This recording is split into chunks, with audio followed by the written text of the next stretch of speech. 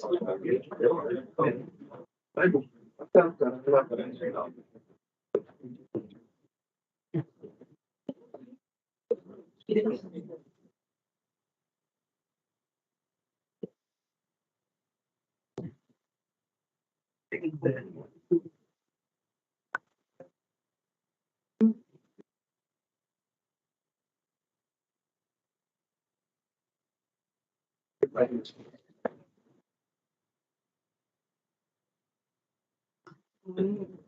you very much. We are going to start our council with Karen.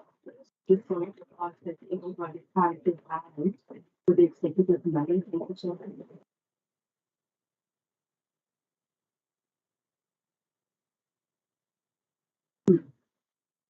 You all may be seated. Thank you so much. A warm welcome to everybody to our council meeting for July. This morning we have the honor of Pastor N3 Wilmore from the Joshua Generation Church, who is joining us this morning to open this council meeting in an appropriate manner. And I will now hand over the meeting to Pastor N3. Pastor N3, welcome in the proceed. Thank you very much. Pastor, what do you expect? Speaker? Councillor, please switch off your light. Speaker, we have never been informed and or allowed for the Councillor, security. please switch off your light. The security being in the chambers today. Councillor What is the reason for the security today? Councillor Porter, for the fourth time, Armed please switch off officers your light. in council today, Speaker. Councillor Porter, for the fifth time. Speaker, I want to know what is it. I'm feeling very uncomfortable here. Councillor Porter, for the seventh time, please kindly switch off your light. I want to start the council meeting in the way that we always do. That is not always true, Speaker. There has never been security and armed officials in the chambers. For the eighth time, can you please kindly switch off your light? Thank you so much, Councillor Porter. Pastor Inslee, please allow me to apologize for the interruption. I would like to hand over the council meeting to you to open with scripture and prayer. You may proceed. Thank you so much. So we're sitting in this council, like in the old Councillor Porter, for the ninth time, I'm asking you to switch off your light. I'm going to ask you, why is it that people that is armed in this council are sitting here? I'm uncomfortable where I'm sitting. Councillor Porter, for the 10th time, I'm asking you to please switch off your light and allow the pastor to open the council meeting so that we can please proceed. Thank you very much, Councillor Porter. Apologies for the inconvenience. Pastor, you might proceed. Thank you. We just start in prayer. Thank you, Lord, for this morning and the privilege that we can be in your presence. Thank you, Lord, to bring honor to the people that you've called in the place of authority. Father, we love you. Jesus, we love you. Holy Spirit, we love you. And we ask that your peace will reign in this meeting today. In Jesus' name. Amen. It's an absolute pleasure for me to be here this morning. My name is N3 Wilmore. I'm part of Joshua Generation Church. We've got 3 congregations here with 18 pastors leading those people. Maybe 18 because we've got difficult people now. I'm just teasing. But it's an absolute pleasure to be part of what God is doing. But I always, when we preach outside and people come and visit us, I normally say that the closest you'll get to heaven on this earth is to live in Mossel. So from Joshua Generation side, man, we just want to say thank you for what you are doing. For you as council members and municipality, thank you. It's absolutely a pleasure to be part of what God is doing in the town. But I'm here this morning actually just to remind us that We're managing a lot of issues and a lot of assets, and you're doing it well. I need to remind us this morning that the greatest asset that God has given us is people. And we must never forget that. And the word, I want to take us to the word. And Solomon, the wise Solomon, in Proverbs 29:18, this saying is so true. It actually says that where there's no vision, my people perish. In the NIV, it actually says where there is no revelation, the people cast off restraint. And it is so important to just say this morning that it's not only us as spiritual leaders that lead people, but all of us are being called to lead people, and a privilege to lead them with you and to see what God is doing. But what is important is to cast vision is you need revelation. And to get revelation, you need to be in relationship with our Heavenly Father, with Jesus Christ, and a revelation from the Holy Spirit. So I just want to say this morning, and I want to actually just pray over us. And Lord Jesus, thank you this morning that we realize that you have called us as leaders represented here today to lead your people. And you've given us authority in different areas to lead your people. But we want to declare this morning, we cannot lead your people without receiving revelation from you. So I want to ask this morning, Lord, that Holy Spirit, you will come and reveal yourself in this room this morning, and that you will touch our hearts so that we will lead this town and these people according to your will. Let your peace that goes beyond all understanding reign here this morning. And may your blessing be upon this meeting. Thank you. We honor your Father, honor you, Jesus. We honor your Holy Spirit. Jesus. Amen. Amen.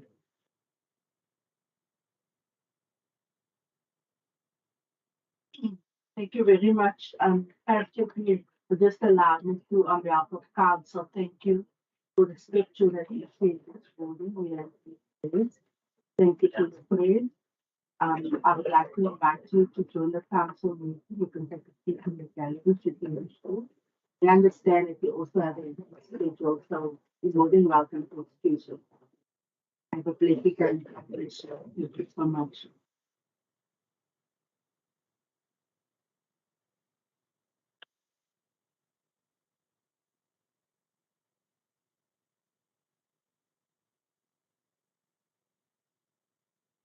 Thank you very much, everybody. We are going to start Executive Mayor, the absence of Executive Mayor who is on leave, all councillors present, the municipal manager, all our directors, and our support staff. Is joining in the gallery, everybody joining via live stream, and also Ronel, our sign and interpreter. A warm welcome to the July council. And the request that you please just sign the attendance register. Element 3 on the agenda is applications for leave of absence. I have Madam Speaker, Mr. President. ek wil net vraag en ek wil graag wat so please meet that caucus ons wil graag en ek wil graag vra dat die hoof sou weer moet by wees by ons 15 met die caucus asseblief. 15. 10 sal dit. Okay, vra u dit vir wie vra u dit raak de council? Ek praat namens die causa en die oppositie raadsleden. Madam Speaker, if I may, if we can just do the apologies and attendance, please. You can confirm that we are a quorum. We proceed further. Thank you, Madam Speaker. Okay. Reasonable request? Yes. Yes, Councillor Buddha. Thanks for thank you very much. Just before we go to the court of Madam Speaker, I'm just worried because there are people from outside who want people they must be part of the person. You want to know what's going on inside. Now, I like me Madam Speaker before we go out, so that there doesn't make a space when you speak outside. They must come in the car, so that to come inside because I think the people right there can fly the house. When you come back, you want to see the people, they must stay still there and then listen as usual. Thank you, Councillor Buddha. To apologies, Councillor Tutsia and the Deputy Mayor.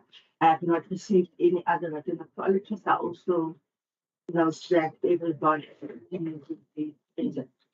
Now, before we move to Roman 4, then I allow for the 10-minute purpose as requested by Councillor Camper. Councillor Jones, for 10 minutes. Morning, Councillor. Good morning, Speaker. If I may just second the request of the writ of the that we either been provided with reasons why the public are being excluded from the meeting today, or that they be allowed to. I'm not sure what the reasons are that these people standing outside telling me they aren't allowed into the gallery. Thank you. Thank you, Councillor. Councillor Jones, for 10 minutes. Thank you.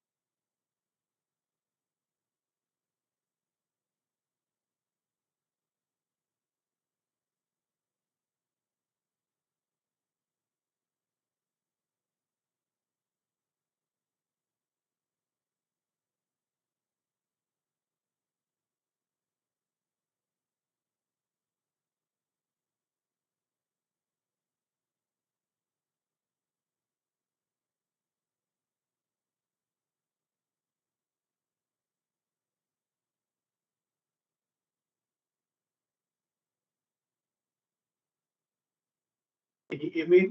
Ek gaan sommer onmiddellik oorgee. I will take over to Councillor Buddha to address the council on about 10 minutes focus. Thank you, Councillor Buddha, you may proceed. Can you speak up? Nicely. Thank you very much, Speaker. And then Speaker will go to look at the agenda. Speaker, on the agenda, there is no item which says grant us to hand over the first.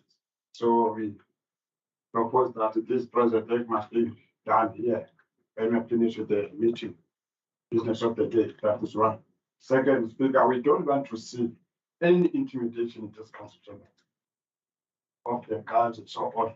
You must sort it out as a challenge of this council with immediate effects. We don't want anyone who have weapons inside here. And then we want as soon as possible so that the people outside our constituents, they must come inside here so that we can carry on with the business of the day. As soon as we sort it, all this treatment out. Then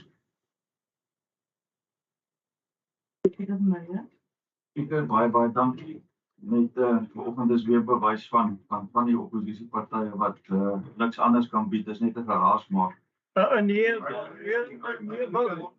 ons die reg om hier te wees. Ons die reg om hier te wees. Is hier alleen gekies nie. Point of order, Speaker.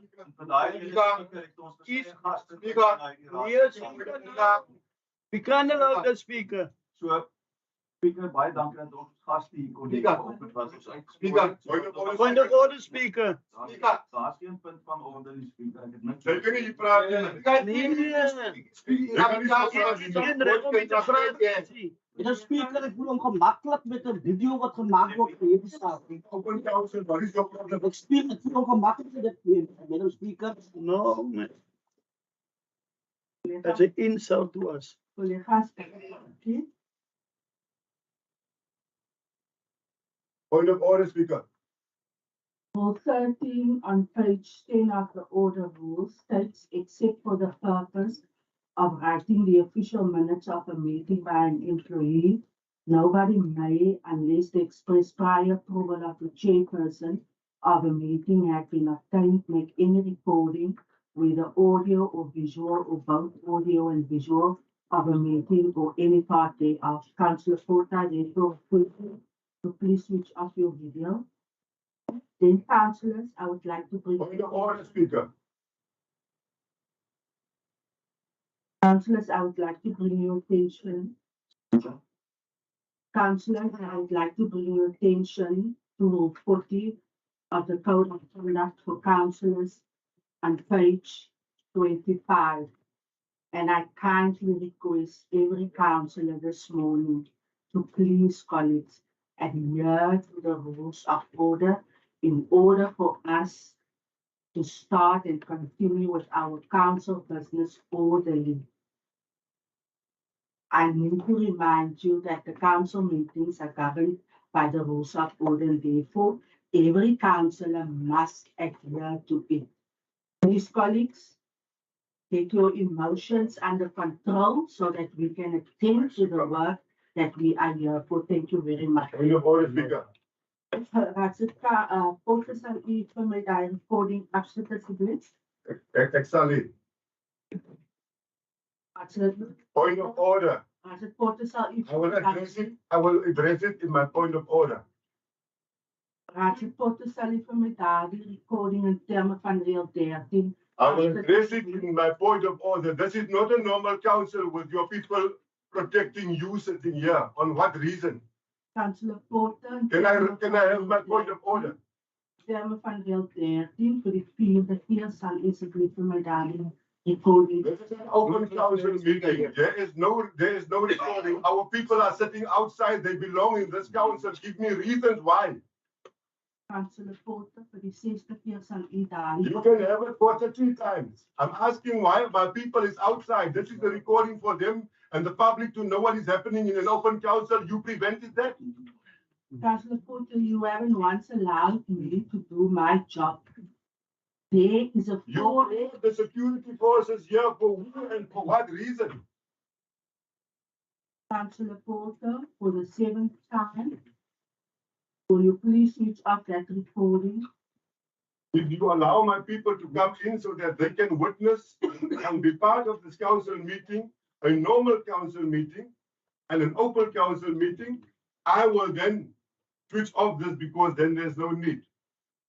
Councillor Porter, in terms of Rule 40, I'm asking you for the very last time, before I request you to leave the council meeting, to please switch off your camera and please adhere to the rules of order of this meeting. You are out of order. You are totally out of order. Point of order, Madam Speaker. The council is completely disregarding the purpose of the meeting. I'm adjourning the council meeting for 10 minutes. Of course, this is not a normal council. And I request that Councillor Porter excuse himself from the council meeting. When we resume, Councillor Porter unfortunately will not be allowed due to the disregard that he shows to the speaker. You are To do a job this morning and for the manner in which he's conducting himself. The council adjourns for 10 minutes. Thereafter, we will resume. Thank you.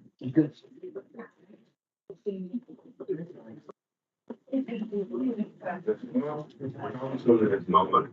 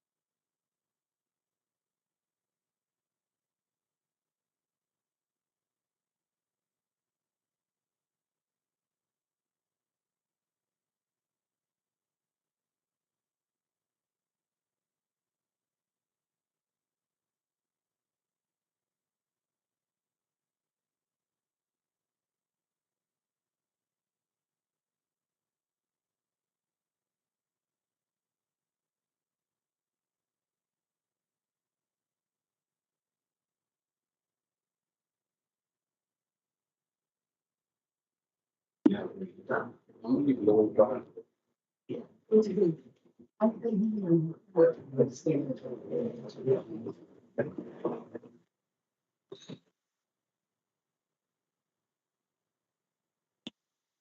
you very much, councillors, everybody. We will now reconvene with the council meeting. Now, please request Councillor Porter to excuse himself from this council meeting. Before we continue,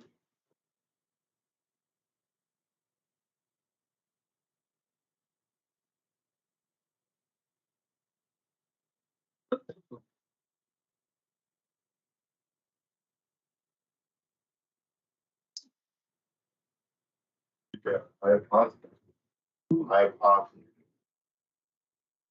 for your order.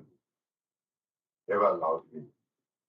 Probably would have had a better understanding in this council. If you would have allowed me. I'm not sure why is it that I must speak for the council.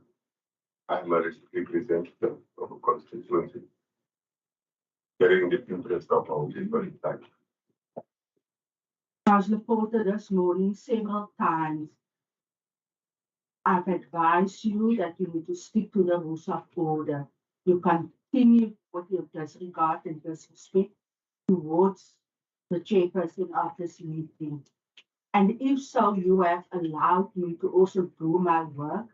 You would have also had a clear understanding as to why we have guests in the gallery and why I am conducting this meeting this morning in the fashion that I'm doing. But total disregard from your Councillor Porter. One, I'm not a dog that you can continue in these council meetings to kick me and to speak to me as if I'm not a human.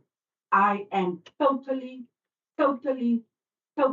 very much disappointed in your verbal abuse that you continue to express throughout. This morning, I requested you as a member of this council to adhere to the rules of order and to continue to disregard me in that fashion. And for that reason, I made a ruling and I kindly request you to excuse yourself from this council meeting. There's no dogs, there's just people that's suppressing others. They don't treat me as if I'm one. You are dominating. I am the speaker of this council. You do this the work of a speaker.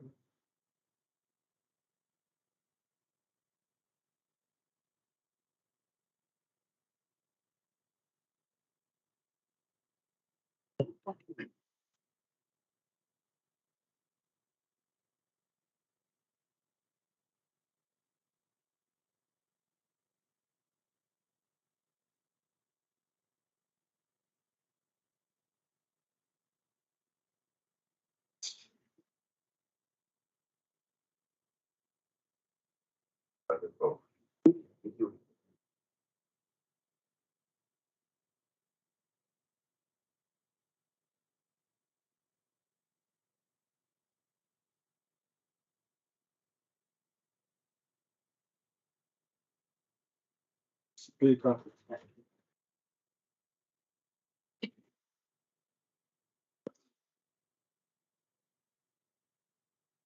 We'll continue with the meeting as soon as Council Porter excuses himself. Council Porter.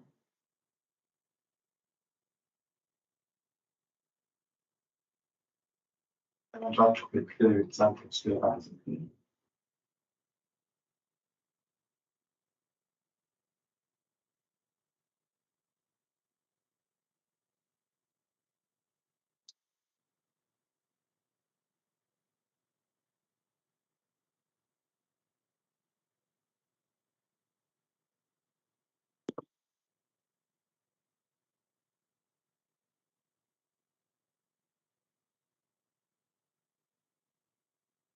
We will continue with the council meeting as soon as Councillor Porter excuses himself from the meeting. I'm adjourning the meeting for 5 minutes.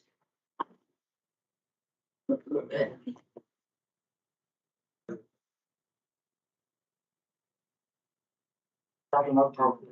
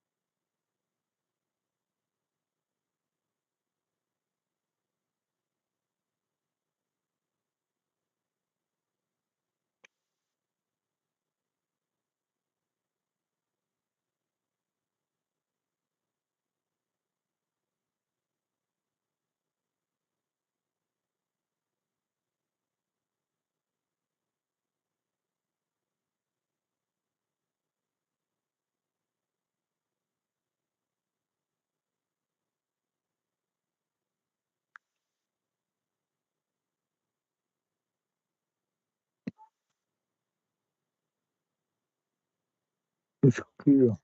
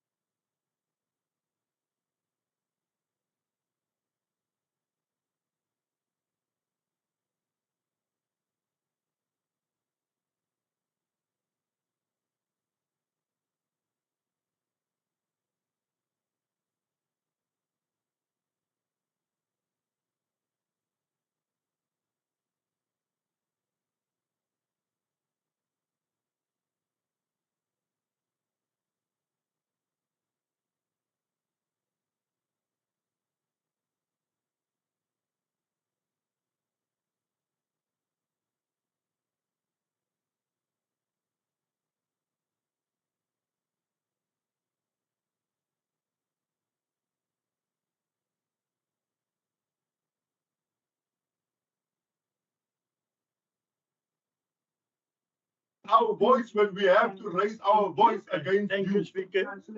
That's what we are saying. Thank you, You can Speaker. learn 20 times. Meneer, If Bly the niet sound stil, is never bly going niet to be the stil. same, it means we're going to take total power. It's not a threat. It's within our right. 1 hour. 1 hour. Area. 1 hour when they speaker. Speaker 1 hour next.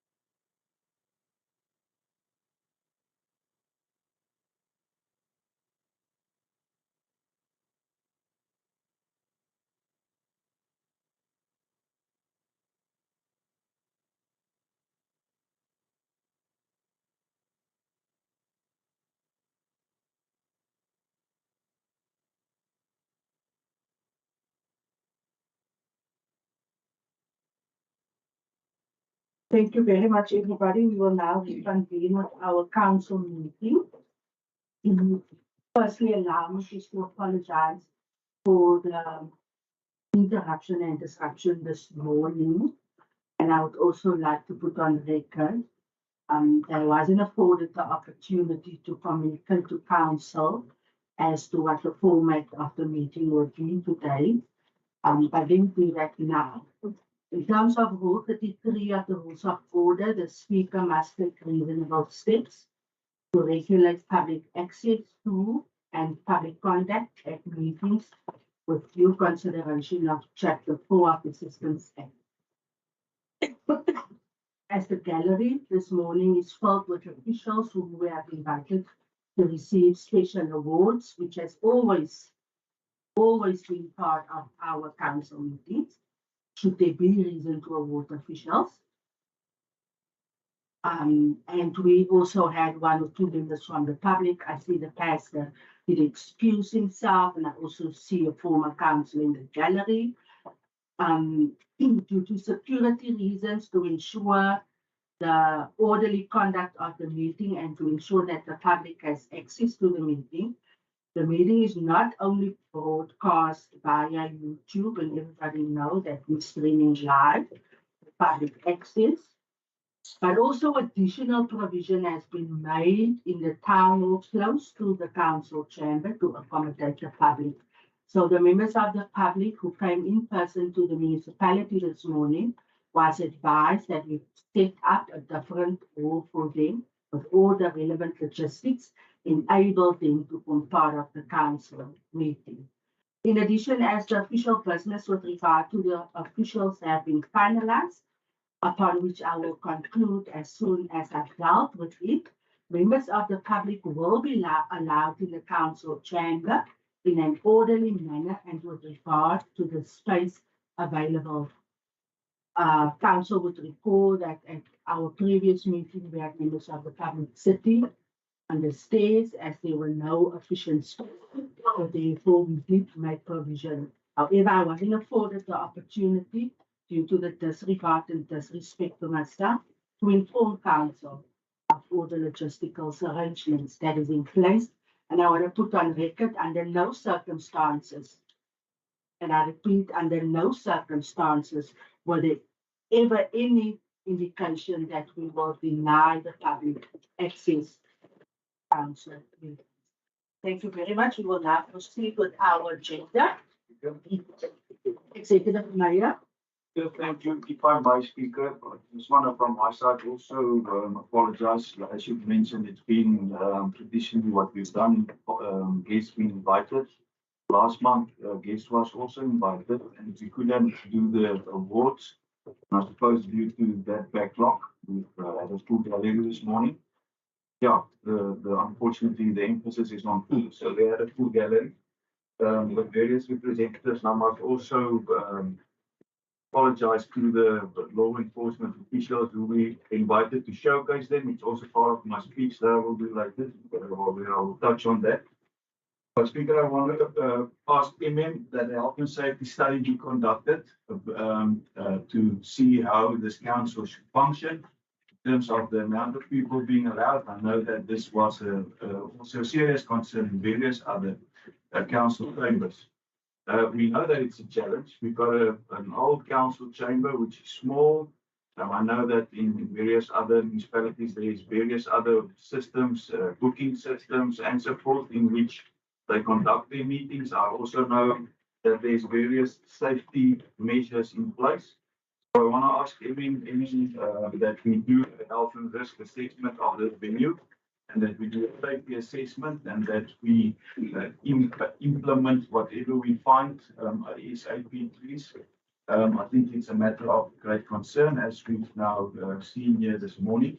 And obviously, if we were just going forward and just spending the money of the ratepayer without a lot of thought on, because at this stage we know that the size of this council is a challenge. We also know that in terms of traditional leaders, another 2 seats will have to be allocated to already overfull, and I'm of the opinion and unhealthy and definitely a risk issue. So I don't know where we're gonna add the other two councillors as and speakers, but I know that that is coming. So we did that planning, and that's gonna cost us millions to do that.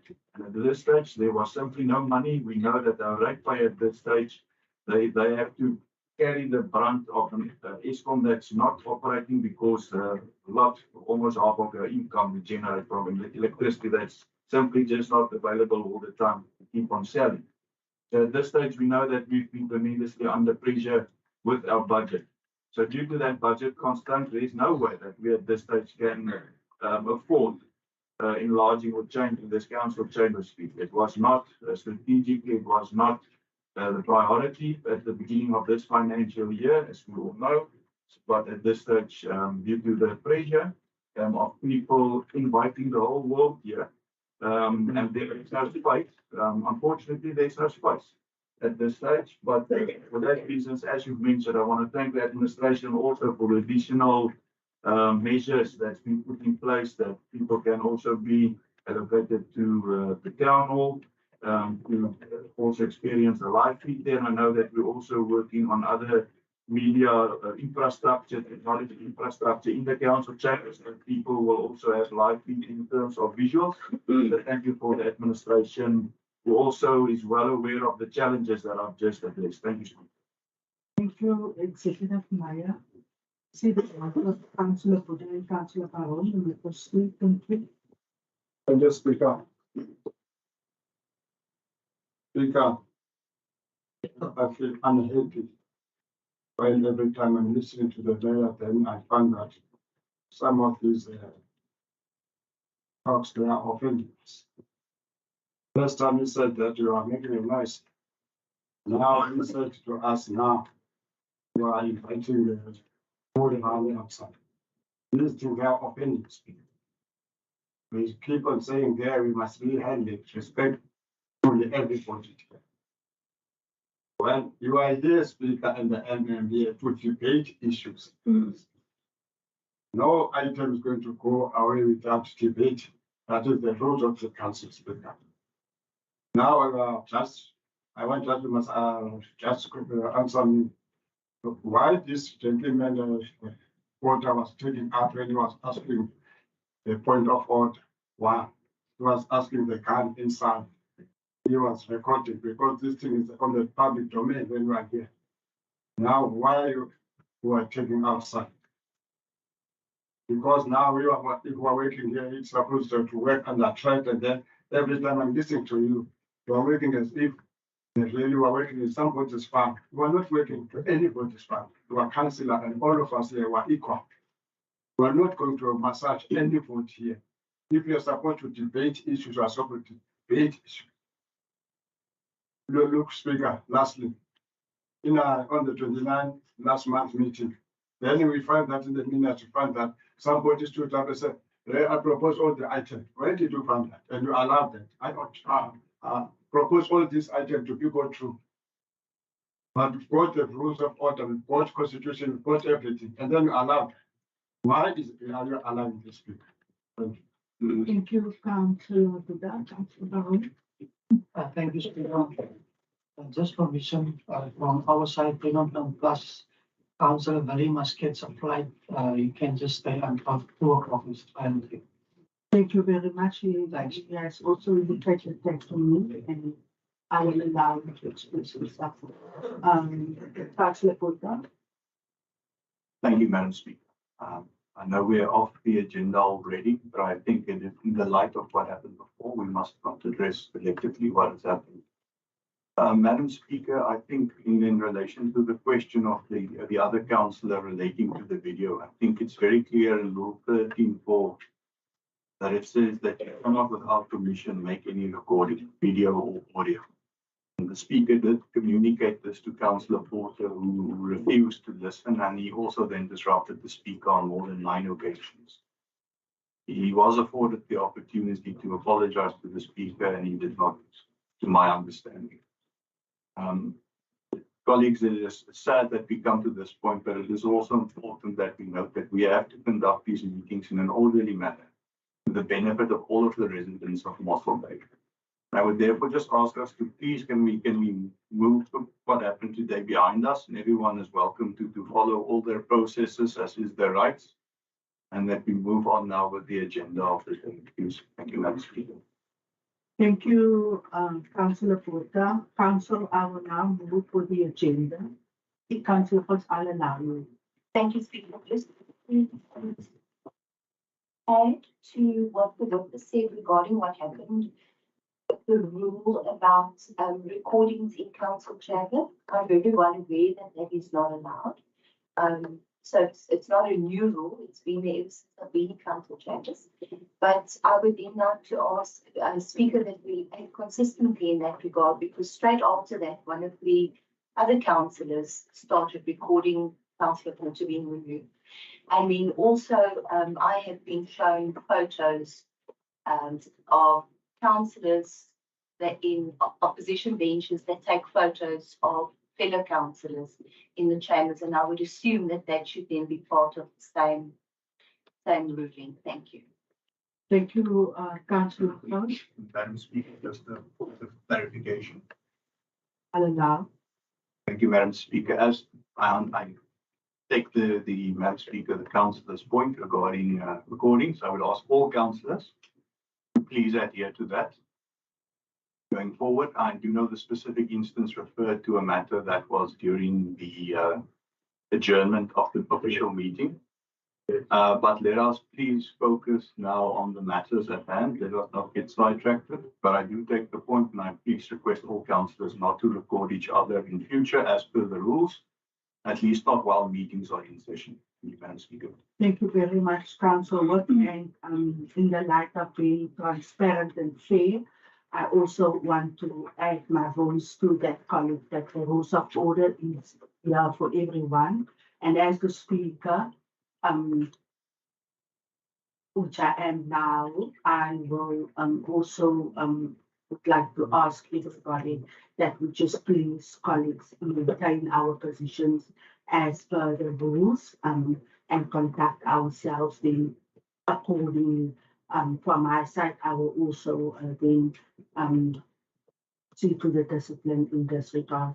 I am stepping down on this matter, and I'm going to move now with our council agenda, and I am on Roman 4 of our agenda, which is the disclosure of interest in terms of Schedule 1, Code of Conduct for councils in terms of the local government and municipal station.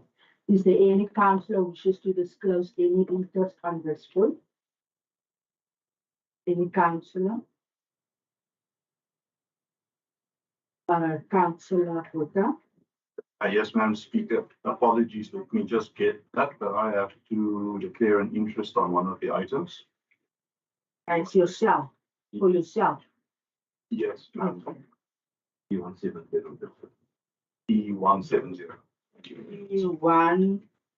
E170, and you will excuse yourself when you get to that one. Any other councillor? Madam Speaker, if I may just preempt any questions regarding that. My wife worked on the project. I thus just will excuse myself not to influence. Thank you. Thank you for informing council. Any other councillor for interest?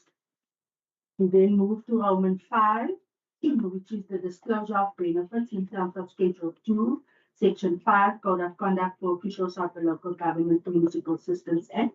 Municipal Manager, is there any official that needs to disclose at this point? Yes, Chairperson, E177, Mr. Principal excusing because his wife is also employed at the school. And then E180, Mr. Fenter will be excusing because he's on the governing body of that particular school. That's all speaking. Thank you very much, Municipal Manager. We then record as such. We move to Roman 6 of our agenda, which is the confirmation and signing of previous council minutes for correction. Open council meeting held on Thursday, the 29th of June, portfolio numbers 7878 to 1150. Can I have a proposal in this regard, please? Thank you, Madam Speaker. I do propose. Thank you very much, Councillor Delaman. Do I have a seconder? Yes, Madam Speaker, Councillor van Dijk. Thank you very much, Councillor van Dijk. I see the light of Councillor Buddha. You may proceed, Councillor Buddha. Madam Speaker, but the last problem. Because I said that in our last meeting, I said the minutes there. You said, one, councillor that proposed all the items without debating. We didn't debate. Here, this council is supposed to put an item on the table, we debate it, we can't resolve it. We can't do that. That is why, Madam Speaker, we can't go ahead with this. I said we can come here. No, we can't do it. Go what you did. After I respond to me, then we need to turn in as comment. Madam Speaker, just we are now at the confirmation of the meeting minutes as to their accuracy. What was discussed and decided at that meeting is not what is before this council today. Today is just the minutes to confirm their accuracy. Thank you, Madam Speaker. Thank you very much. And therefore, Councillor Buddha, you can indicate your position in order for us to record as such. These minutes, which are the council. You are off record. You are off record. You may proceed, thank you. Minutes which was in a council meeting held on the 29th Speaker. They still the minutes. They got tampered with. Then the councillor could propose all the items, unless these 4 items you put aside. And then you are seconded and then this minute record through. Based on that, Speaker, you can't do that. It's unconstitutional. I just want for now, before we go forward, we want to have a caucus of 10 minutes regarding this.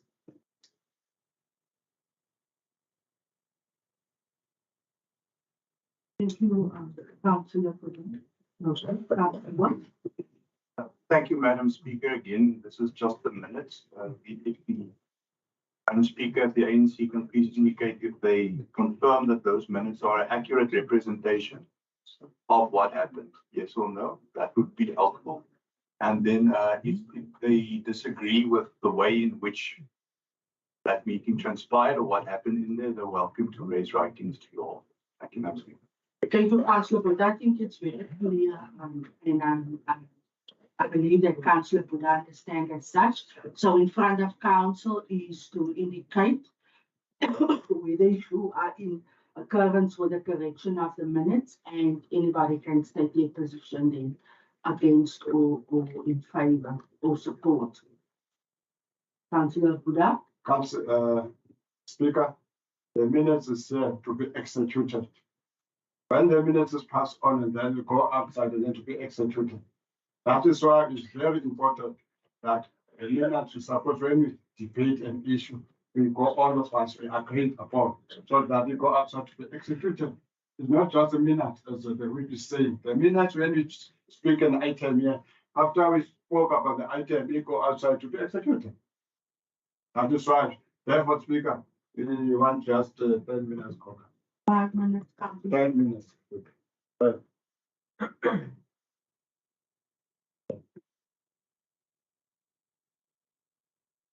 Yeah, just from the opinion that the decisions are being made to be executed and the minutes are the record of what's been decided. Granting a 5-minute caucus to the ANC. Thank you, Councillor John. 10 minutes.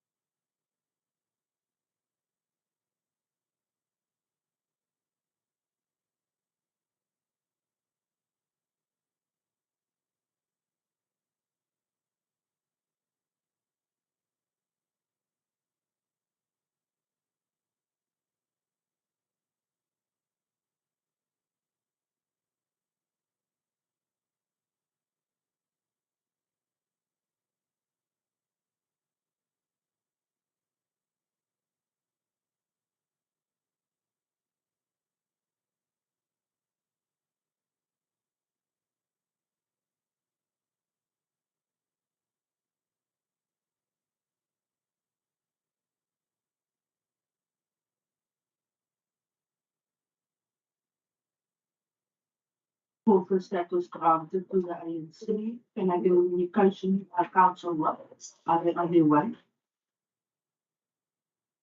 Madam Speaker, I went to the ANC caucus and informed them that you wish to resume the meeting, and they indicated that they will be joining us shortly. Thank you very much.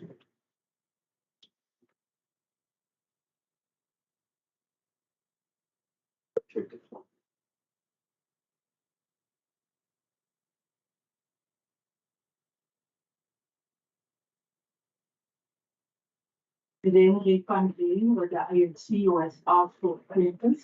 Now we allow Councillor Buddha to address council on the caucus feedback. Councillor Buddha.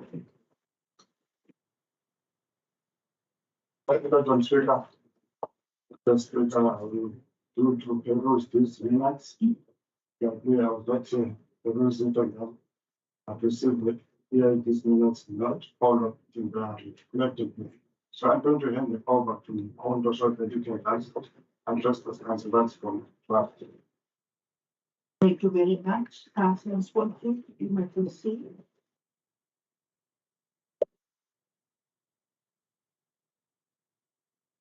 Molo, Madam Speaker. Madam Speaker, ndipapela into ekhoyo.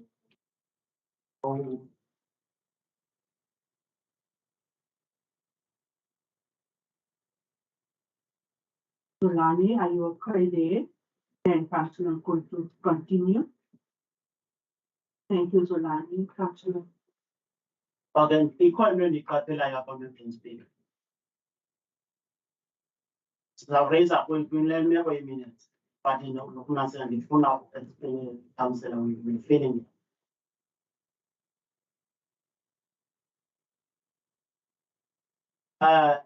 After as minutes as your through reflection of that meeting. Njengoba ngale ndlela zibhalwe ngayo, kunezinto ezininzi ezazi-executive from the council.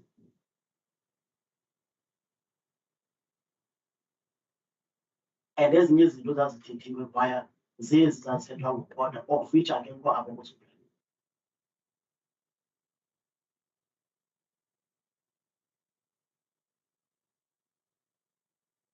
Umzekelo, apha sareyisa imeko yemotion yethu. And emotion yethu explainwanga. And yadinayo ngenxa yento yokuba kwathiwa izawubekwa emva kwe-agenda after ii-items ziqhutyazwa.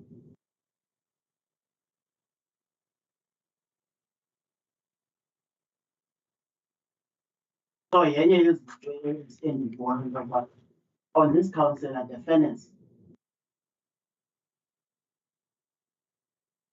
ayikho kanga. Endifuna ukuphinda ndikuphakamise Madam Speaker. When usithi nasela sinikwe ithuba lokuba to call it out of order.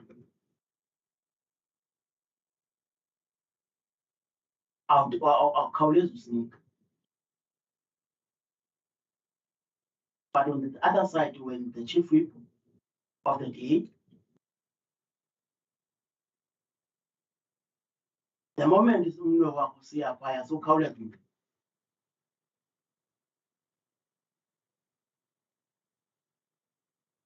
So andikho happy kakhulu Madam Speaker.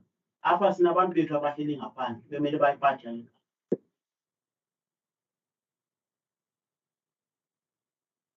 And I think it was one of the out of order the councillor accumulated from raised.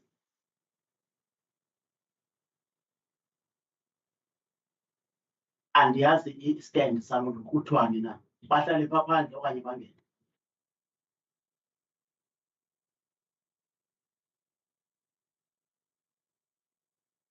Icala ke le mizuzu kuyisebe.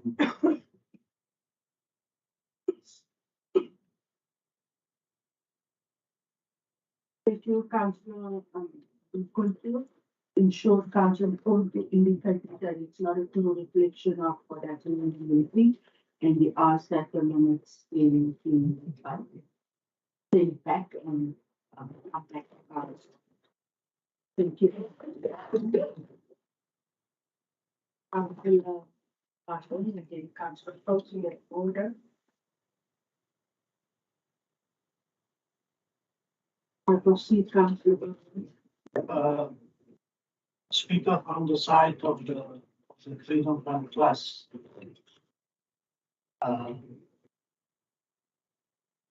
We don't have a problem with how the minutes was, how the minutes reflect. But obviously the process, we just have a problem with the process. So that's the only thing. Thank you. Thank you very much, Councillor Baron. It is noted and also recorded as such. Councillor Fosu, you may proceed. Thank you, Speaker. Speaker, the ACDP doesn't accept the minutes as being an accurate reflection of what happened in council. My motion in which I asked the mayor to explain the holding of information relating to a council item isn't in the minutes, nor the mayor's explanation. So the ACDP does not accept these minutes as an accurate reflection. Thank you, Speaker. Thank you very much, Councillor House. It is then also recorded as such, as per your indication. Can I get an indication from the ANC what your position is on the minutes? Because what's in front of us is a decision for council to accept and approve on the correctness thereof. So can the ANC please just also indicate their position, and also Councillor Sanford. And thank you also an opportunity, Councillor Sanford. I proceed, Councillor Puda. Thank you, Madam Speaker. With the motion of execution, can I go ahead with the motion of execution? Can I please just deal with the minutes, then I'll allow for you to speak in terms of what you just raised. I just want your position on the minutes, Councillor Puda, the position of the ANC. So I say the minutes is not a true reflection. They will get to that if you can clear the back. It's not that you can just debate each and every item. I don't understand. Thank you, Councillor Puda. Councillor Kampa. Madam Speaker, as ek indicated op die 29ste, moenie toelaat dat ons die punte aanvaar nie.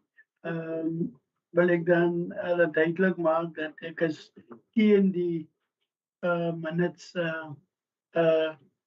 Speaker. Aanvaarding van die minutes, Speaker. Speaker. Is it right? My apologies, Councillor Kampa, you may continue. No, I said I'm against the minutes. minutes, yes. Thank you very much, Councillor Kampa. Can switch up the line. Mr. Manager, in terms of what Councillor House has raised, it is definitely true. As per the motion that Councillor House has, and then please just kindly speak to that. Speaker, no, it is so the motion of exigency of Councillor Post is not reflected in the money as well as the mayor's report. We will rectify it. It is so it was said, and it's not part of the money. So Council is 100% correct. The administration will definitely correct. Thank you very much, Councillor House. You comfortable? It's then on the record, and we will be definitely correct it as such. Councillor Puda, you indicated to me that you had a motion of exigency. You may speak to the reading, please. And go ahead. Just 1 second, quickly before the minutes. Councillor Councillor Puda, let me just quickly conclude from the minutes. The Freedom Front has, we had a proposal from the DA. It was funded. The Freedom Front has indicated that they don't have a problem with the minutes per se, but the process, which they definitely not in support of, that was followed. We record as such. Councillor House indicated that she cannot support the minutes as a true reflection. She requested for corrections to be made. And I ruled as such, for the email indicating that we will do so. Councillor has indicated that he's also not in support of that minutes. Councillor Buddha, do I understand you correct that the ANC is asking that the minutes be referred back? I can't have certain. Saying it's not a true reflection and that you are against it. Thank you. I just wanted that on record. You may proceed now with your motion of exigency. Okay. Mr. Prince indicated I need to put the matter of the minutes to vote, which I will do so now. Then, can I get an indication of everybody who is in support of the minutes as proposed by what the amendment of the motion of Councillor Host? Can I get an indication? All those in favour by the show of hands? The minutes, what the amendment in terms of the correction as per the motion of Councillor Host, all in favour of that? You have the count to me. 16. The Freedom Front abstaining.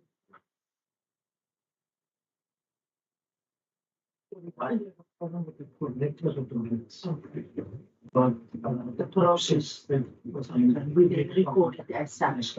Thank you very much. Those against by the show of hands. As the ANC is abstaining. Okay, 1, 2, 3, 4, 5. Councillor Budak indicates abstain. It's 5. And then Councillor Camper is against.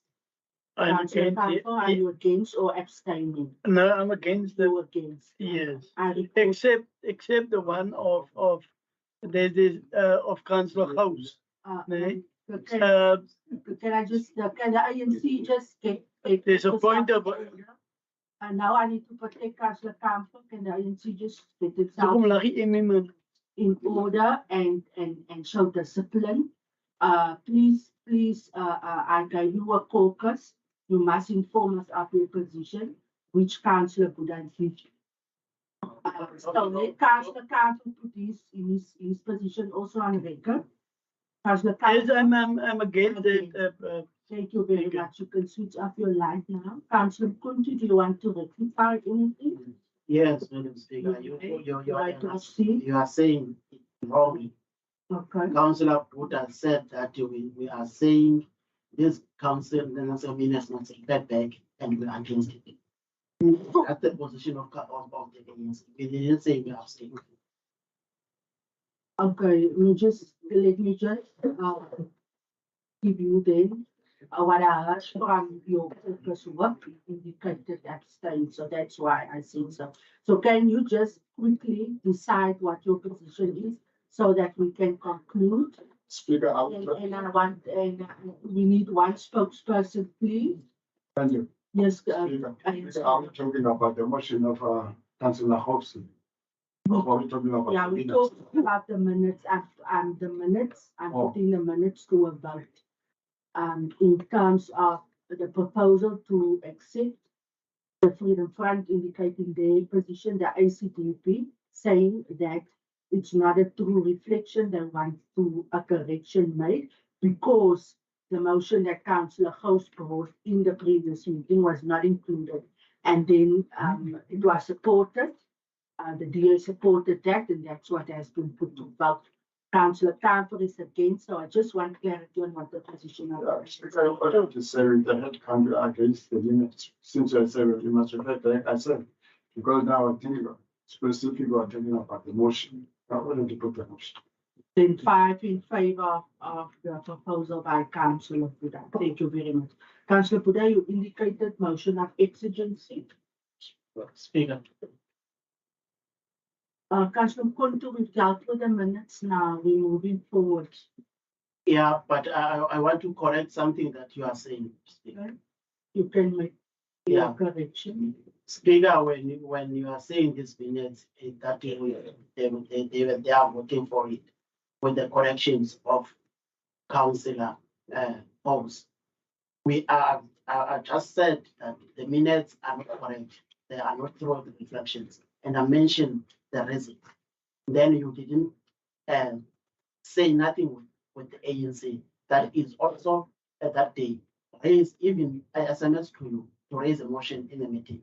Even in the meeting, they said that we're going to raise emotions. They didn't mention anything of Councillor Pontu, I said all in favour of the proposal by Councillor Buddha. Councillor Buddha has stated your proposal, which is saying it's not a true reflection and you want to reflect back. So then you put up your hand, which is fine. So I did deal with a proposal by Councillor Buddha.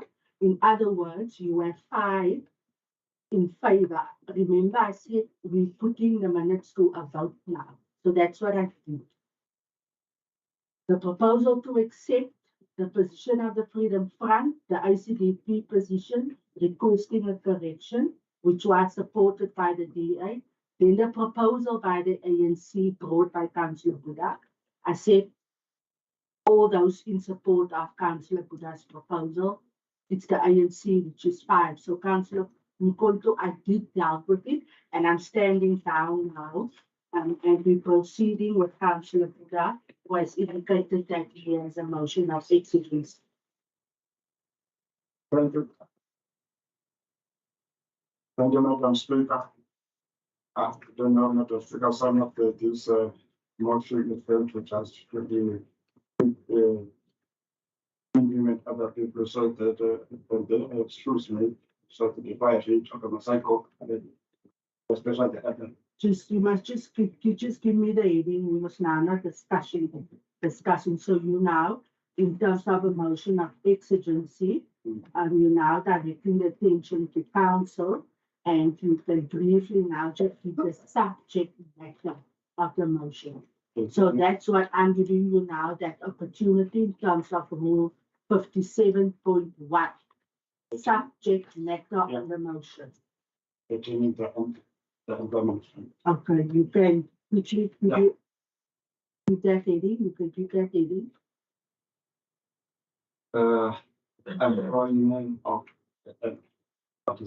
The motion of exigencies on the employment of the immigrant. Thank you very much, Councillor Buddha. I have no problem in allowing you to deal with your motion, which I, upon seconding, I can allow at the end of the open council meeting agenda. Okay, can I just have a seconder for your motion, please? But before that, Speaker, please, the motion of existence, I want to be that now. Can I please have a seconder, please? Okay. A seconder. Councillor Mkondo, I seconded the motion of exigence as an urgent issue.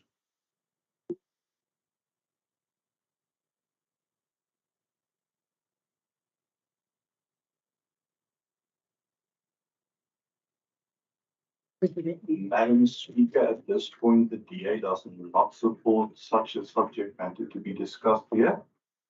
This matter should be taken up through proper channels and then dealt with in that manner. So the DA opposes such a motion being brought before this council now. Is there thank you, is there a seconder for Councillor Botha? Councillor House? Speaker, if I may, when the ANC chief whip spoke on the motion, there was not sufficient clarity for us to know exactly what the motion is about, except that it's impact. If you could just explain a little bit, because the rules allow him to explain a little bit about what the motion is, so that we can have a better idea of what the issue is that he is wanting to raise. It's not possible to know if it's a matter of urgency or not if we haven't heard what it's about. Yes, thank you, Councillor House, and you would recall I twice asked Councillor Puda to address council on the subject matter, and he just said that it involves the employment of the enemy. So a very fair question by Councillor House. Councillor Puda, I'll allow you to very briefly just on the subject matter. Now, you're not carrying the motion. You informing council of what your intention is of why you bringing the motion. Thanks, Councillor Puda. Councillor, let us submit the below mentioned motion of term of the Road 57 of the rules regulation of code conduct of meeting of the council to be considered by the municipal council at the council meeting on Tuesday 29th, June 2023. Purpose of the motion. The purpose of the motion is to request council to institute disciplinary action against the executive mayor and the speaker, the municipality, and more particular, the executive mayor, contracted with withheld important information from the council pertaining to the elimination package of the municipal manager after engagement with the MEC Fladar and Minister Rosalon Family Soma. The way by intent of the regulation 41/1 of the appointment of regulation was approved by Minister Flamini Soma, subject to the following condition. Mr. I don't know.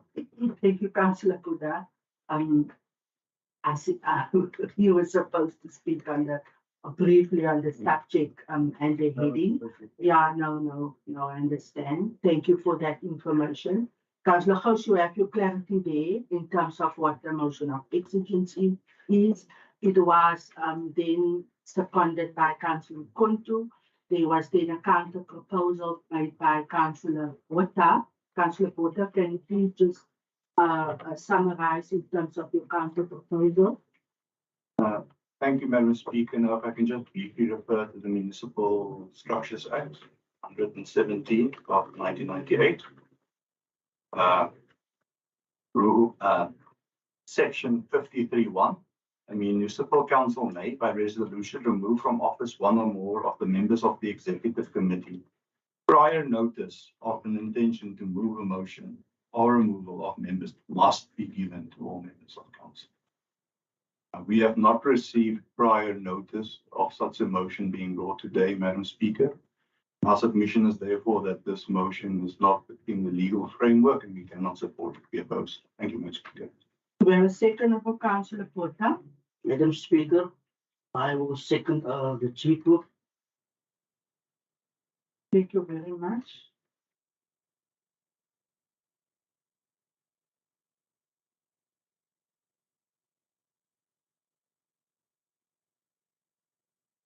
I will put to a vote then the motion of exigency that was brought by Councillor Buddha and indicating from what he has indicated to council, it seems as if he is bringing a motion of vote of no confidence and requesting for removal of the executive mayor and the speaker and the municipal manager. So can I please, by the show of hands, get an indication of the support in terms of the motion of exigency brought by Councillor Buddha?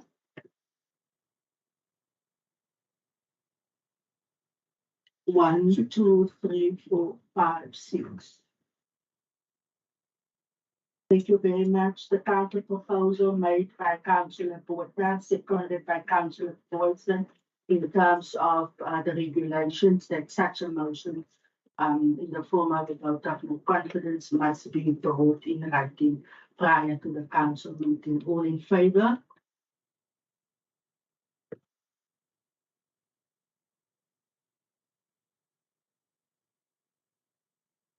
On 7, thank you very much.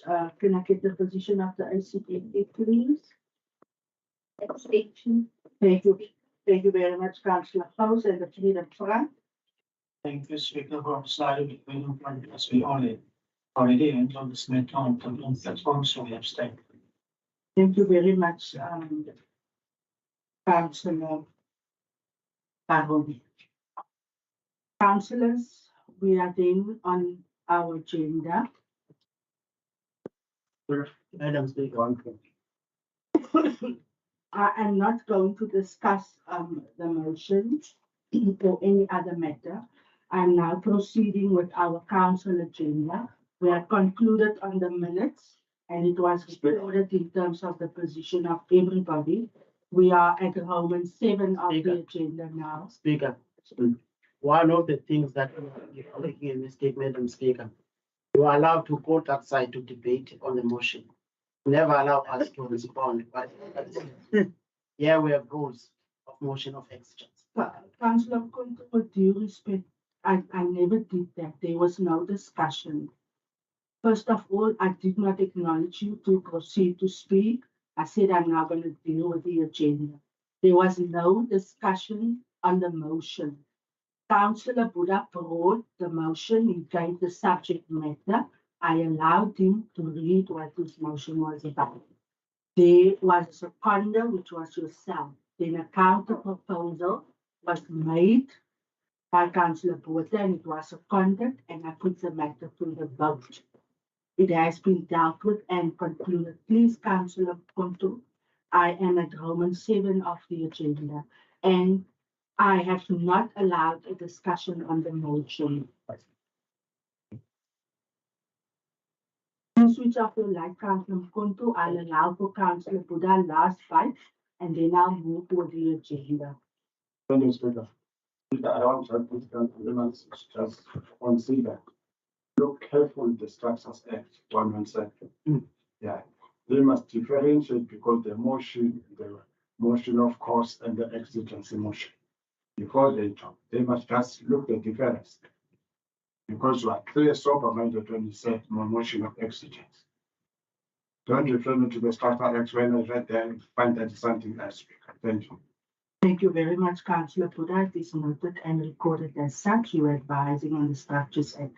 Roman 7 of the agenda. Cognizance of Executive Mayor's and the Executive Mayor's resolution in terms of delegated authority as provided for in Section 5 and 1A of the Act on Local Government Municipal Systems Act. Item numbers FC 38 to FC 44, items G33 to G38, items CS 47 to CS 52, items PE 67 to PE 79, items C26 to T32, items CG32 to CG37, items E164, and then UB 35 to UB 43. Can I please have a proposal that council take cognizance? Yes, Madam Speaker, Councillor van Dijk will propose. Thank you very much, Councillor van Dijk. Do I have a seconder? Thank you, Madam Speaker. I'll second it. And we can put from anybody on this item. Yes, thank you. And then move to the agenda. Councillor Kuntu, you may proceed. Thank you. Thank you, Madam Speaker. As an ANC, we are against. Thank you very much. It is recorded that the ANC is against Roman 7, Roman 8, cognizance of the municipal manager resolution in terms of delegated authority as per Council Resolution E127 of November 2008 as provided for. Madam Speaker, I second it. Thank you, Councillor, for voting. Any matters or issue? Can I get the light of Councillor Machesini? Thank you, Madam Speaker. As ANC, we are against. Thank you very much, Councillor Machesini. This is as such. Councillor Buddha, you may proceed. Thank you, Madam Speaker. Madam Speaker, in GM 36 of the as the image must refresh our energy. But what is the criteria believed by the debt collectors of the bank or finance department to make sure that everybody who is affected by indigent have been reached? Because when you look at the names here, usually we see the names, especially what 14, and then on the other side, we find a lot of people coming to us. The officials are tired of us because people are complaining a lot. So now we want us to make sure these officials go out there and then move door to door or what to the in order to reach every entitled person. So that if it's unable to pay it, so that you can build his debt cancelled. Thank you for your question, Councillor Puda. On item G86, criteria for the intelligent. Speaker, people are normally, they apply for indigency in the municipality. And they are being screened. And if the finance department is of the opinion that they meet the minimum criteria, we will register them as indigent. This item, Speaker, has to do with debt in arrears, where we found that indigent people cannot pay. And if we don't write it off, it stays on council's books. And that's the reason why the finance department prepare the item, and under the MM's delegation, we write the debt off so that because it's indigent people, all of them. I don't know if I answered the question. Maybe I think the CFO is also, if there are specifics, Madam Speaker, we will be happy to assist Councillor Puda. So, but all the people here, all the indigents here are people who qualify for indigency, but they cannot pay, and for that reason, it's written off Councillor Puda. Please switch after that, Councillor Puda. Follow up. Deputy Speaker. No, Speaker, no.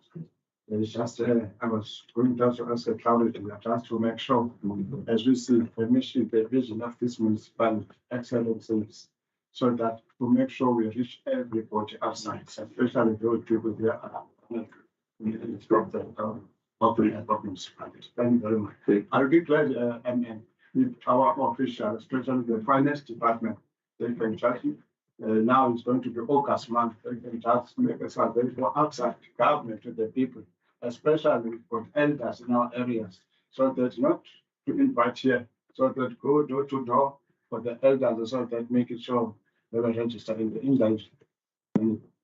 Thank you, Councillor Puda. Your intelligent drives questions for the matter. Also to receive it out. I'm on Norman 9 and I hand over to the Executive Mayor for his communication. Yes, Madam Speaker, my apologies for interjecting. Councillor Leon van Dijk from the DA caucus just wishes to excuse himself as previously communicated. So, thank you, Madam Speaker. Thank you. We will now then record as such. Executive Mayor. Thank you, Speaker. Yes, Councillor Nicola. I was in my network and I was tense. Was to start for Councillor Bonte. I've not done control. You might proceed. It goes. Madam Speaker, we are excellent to move from our way. Absolutely. I'm saying a cool, it's a cool. We are to wear a machala about it. We are one of the machala about food, but now see the app. No, we do everything like everything. The app. From one official, no, still a public. We have police teaching. But you don't do for me. But as a man, and you can move for that.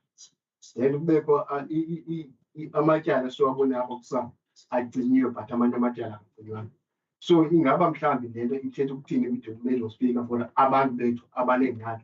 Who's the other to speak about Abana was about Zalba. But say that they family.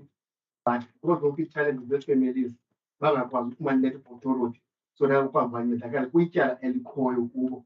Abanye bekoleka umbalelika bengahlali apho kuhlala abanye abantu umzekelo abantu bezimisebenzini but yayikubuye efundile endlini kunetyala elikhulu ngafuneka encediwe angancedwakala. So amatyala aqala ukucinywa kubantu abangakanani so that abantu siya nathi ngokhansi uba nasi sizonceda abantu apho ecela into siyaba ithini into yonke.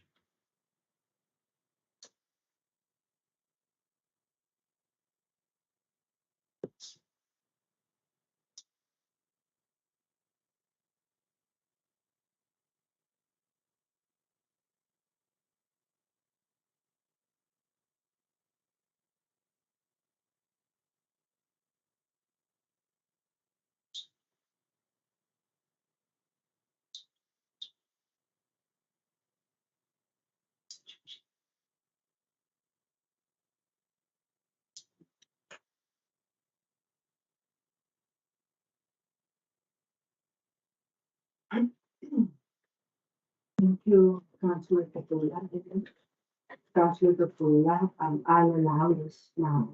The of the agenda not being interrupted. I'm not giving the confirmation to continue with the council meeting. But I'll allow in fairness, Councillor Kapola is asking about those cases where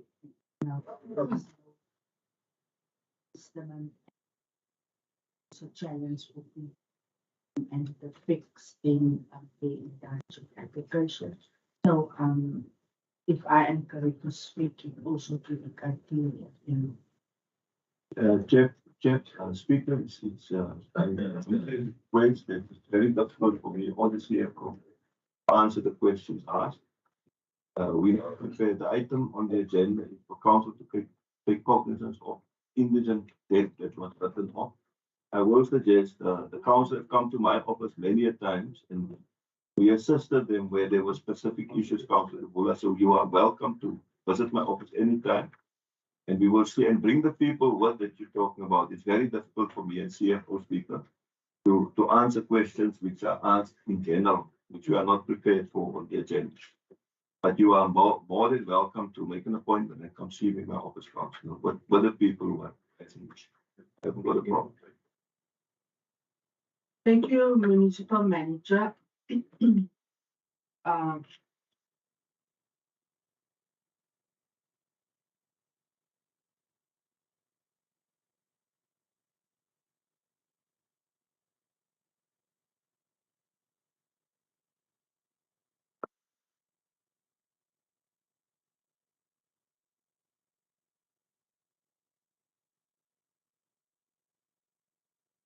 Council members, before there's now again another perception or another,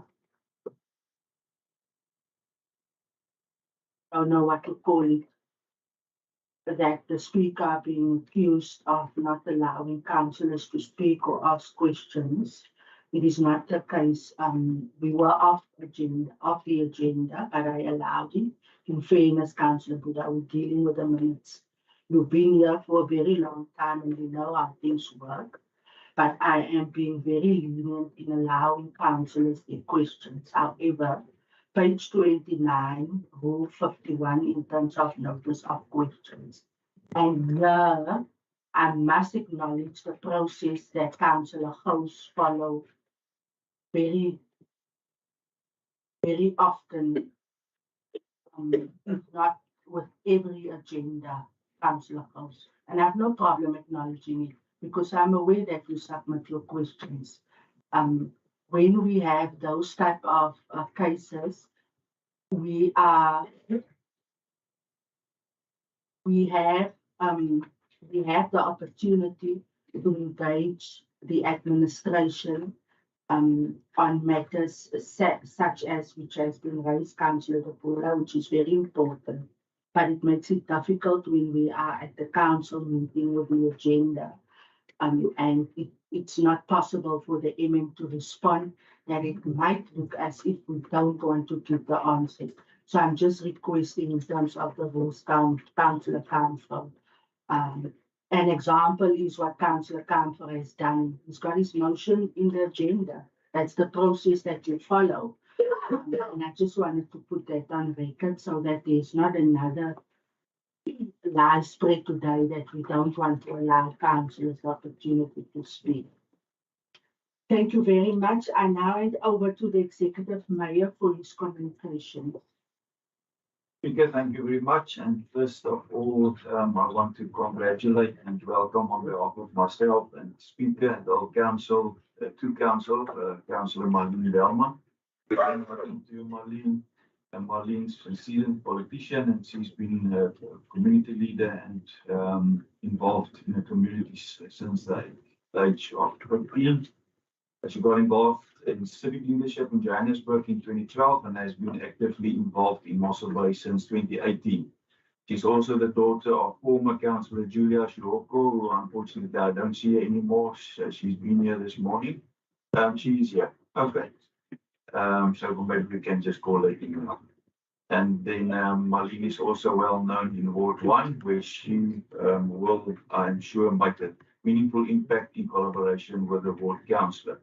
I spoke to Marlene yesterday, and she said she intends to work very closely with everyone in the community, to listen intently to the community's problems, and as far as possible, attend to those problems. On behalf of council, I welcome Councillor Belmont, and along with the Greater Mossel, I look forward to seeing how you will implement your whole of society approach and developmental mindset. So, Julia, also from my side, on behalf of council, sorry that you've been out for a while, but yeah, from my side, congratulations also. And yeah, we're very proud. Then secondly is the Mossel Bay Arts Festival speaker, which commenced on the 19th of July. That's the first event Mossel Bay Arts Festival kicked off last week, 19th July. In the first weekend into the festival, Primusheim took the lead with the community get-together. The Primusheim for Jesus Festival was hosted at the Primusheim Primary School and offered a fun-filled family day. Don't miss the visual arts and jewellery exhibition and sculpting exhibitions. And yeah, please go to our municipal website to follow how the festival progresses, and if you want to partake, please come. Then in terms of our armored personnel carriers and our new response team or unit that's been established, Mossel Bay Municipality's strategic plan to enhance community safety has taken another big step this month with the launch of 2 armored personnel carrier vehicles and the response unit. The launch was hosted at the Mossel Bay Town Hall on Wednesday, 12 July, with Western Cape Government Premier Alan Windy and Minister of Community Safety and Police Oversight Minister Regan Allen also present. The launch comes less than a year after the Joint Operations Centre was opened on 16 August 2022. The centre provides a nodal point for an integrated approach to incident management through strategic partnership with other stakeholders in community safety. And then the news on the K9 unit and the official launch of that will follow soon as well, Speaker.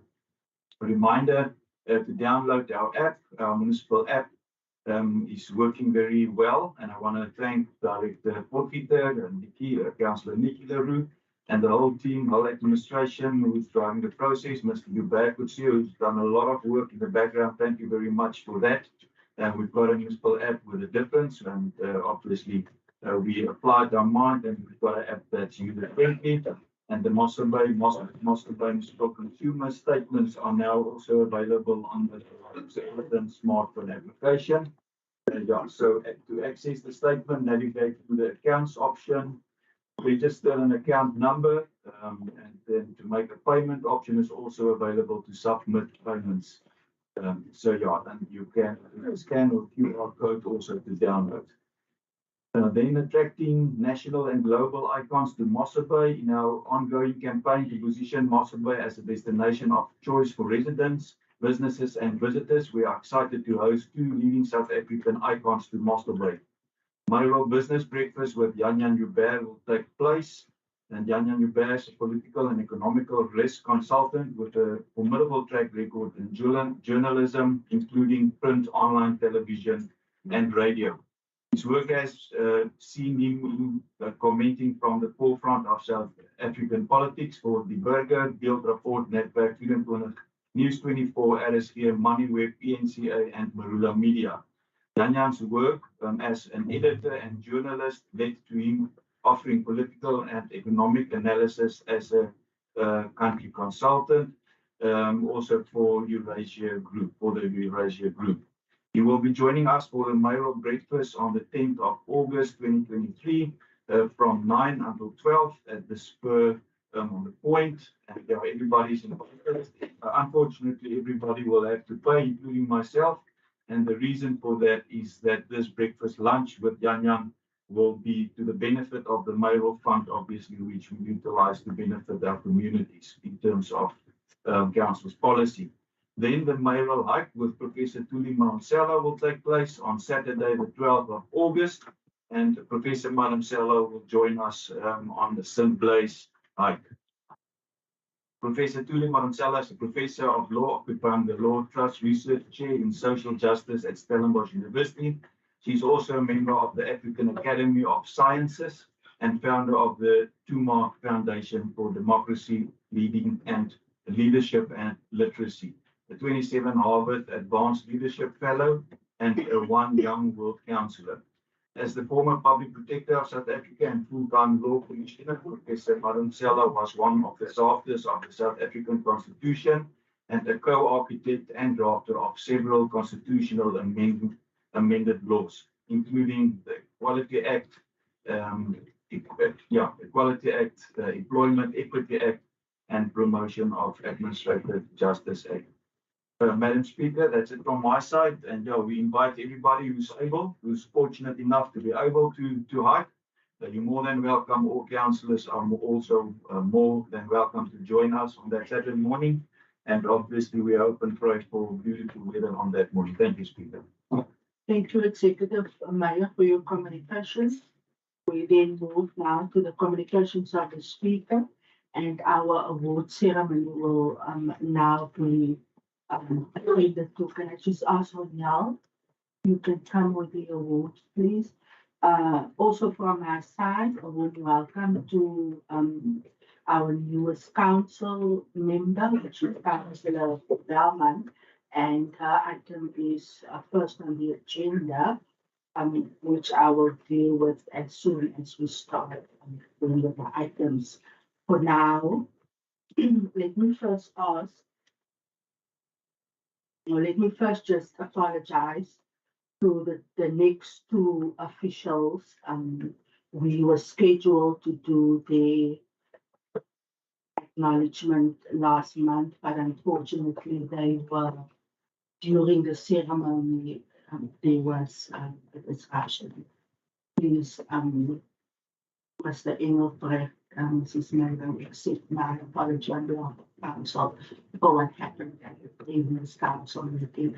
I just want to say thank you for being present here this afternoon, because it is indeed an honor to recognize for exceptional service delivery and loyalty towards the Mossel Municipality. Firstly, in superbly demonstrating the implementation of the staff regulations of 2022, we then call upon Mrs. Gerda Meyer to come to the front to receive her award. And I would like to ask the Director of Corporate Services and the Mayor then to join me for the handover. Also, directly after Mrs. Meyer, we will then call upon Mr. Christel Engelbrecht, also for his role in the implementation of the staff regulations of 2022. Ons kan maar vergeet dan.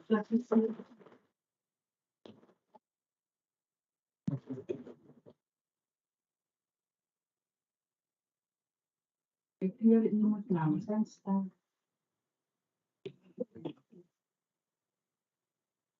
Thank you very much.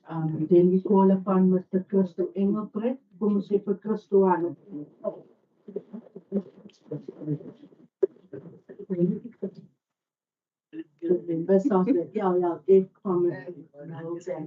Mr. Engelbrecht had a very difficult time with the if Councillor Buddha, but he manages.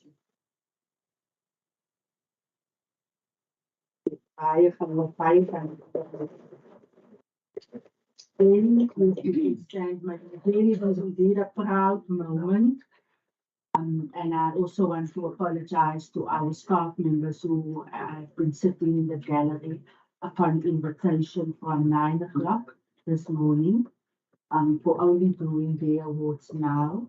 I sincere apology for the disruption this morning. I thank you for your time and for sitting put so that council can honor you.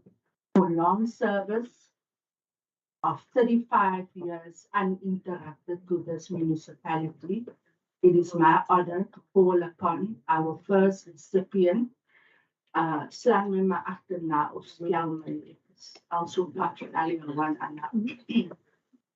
as ek jou naam verkeerd spel met die kwaadjes. We call upon Desiree Lamini from community safety. And Desiree's 35 years was from the 24th of March, 1988 to the 25th of March, 2022.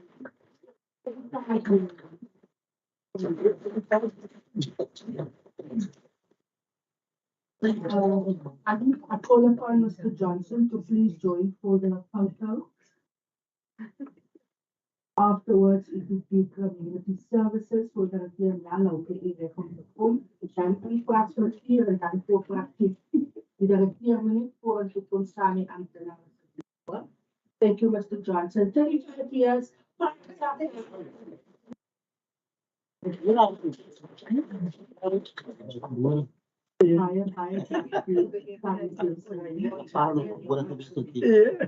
we call upon Willem Daniel Bedboy, Community Services, from the 19th of May, 1988 to the 19th of May, 2023.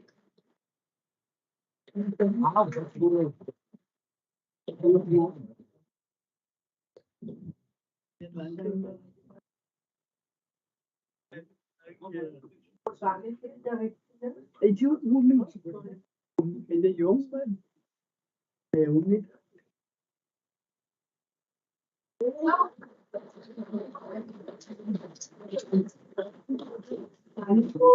Infrastructuur van infrastructuur kan voortgaan. Dus David, Stefanus, Michelaar. Until the 12th of March, 2023.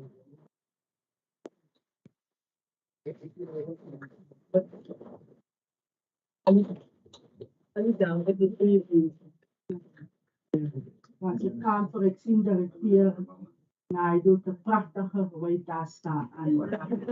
Ja, maar je bent bijzonder mooi vandaag. Ja, ik ben in orde, ja. Jullie maar ja. Ik ben niet bij je.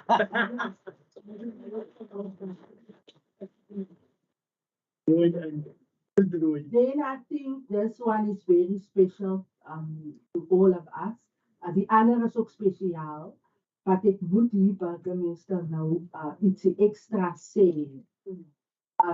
As ons inkom, is dit kopie koffie, kopie thee, lasagne beskuitjies en 'n stukkie brood, soos wat raadslid ons in altyd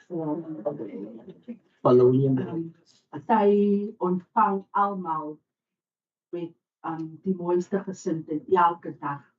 Sy het die grootste respek vir ons as daagliks op kantoor is.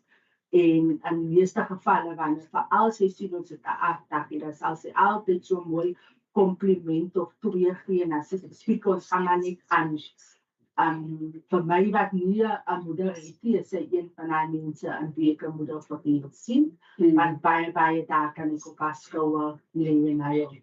Dit is my voorreg om dan na vore te roep.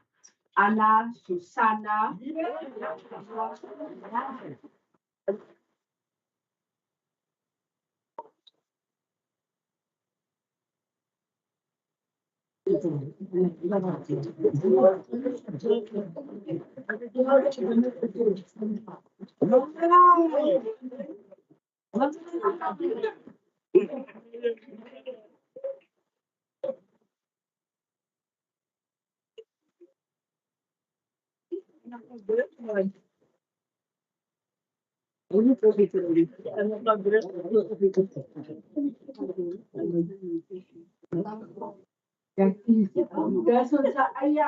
Anna.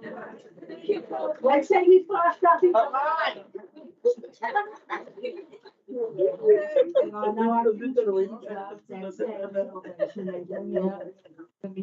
I've seen all the councillors standing up.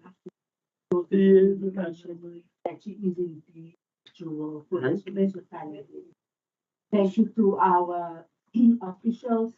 We are very proud.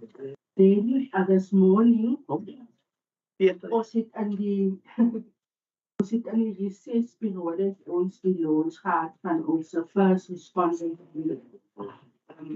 Het vertrouw dat die raad van eerste uitgenodigd wordt, die volle raad, dat dat ons weer 'n bietjie by die jog gaan saam met hulle span. Maar ons wou aan u twee van onze ambtenaren wat teenwoordig is voorstel. Dan had ik niet gevraagd, zie niet meneer Williamson nie, maar gaan van meneer Johnson vragen om niet een kaaie voor die raad op te kijken. So what we have then this morning, this person is understanding fully Africans. Maar ons het 'n taalpolicy, so ek kan 'n bietjie praat in die taal van die keuse. Die interpreter moes Yes. dankie daarom. Ek kan nie so op Afrikaans. I have no problem switching to English so that I can accommodate everybody. Thank you very much. I understand. We then have Tembi August. And I'm going to call him to the front also. You can come.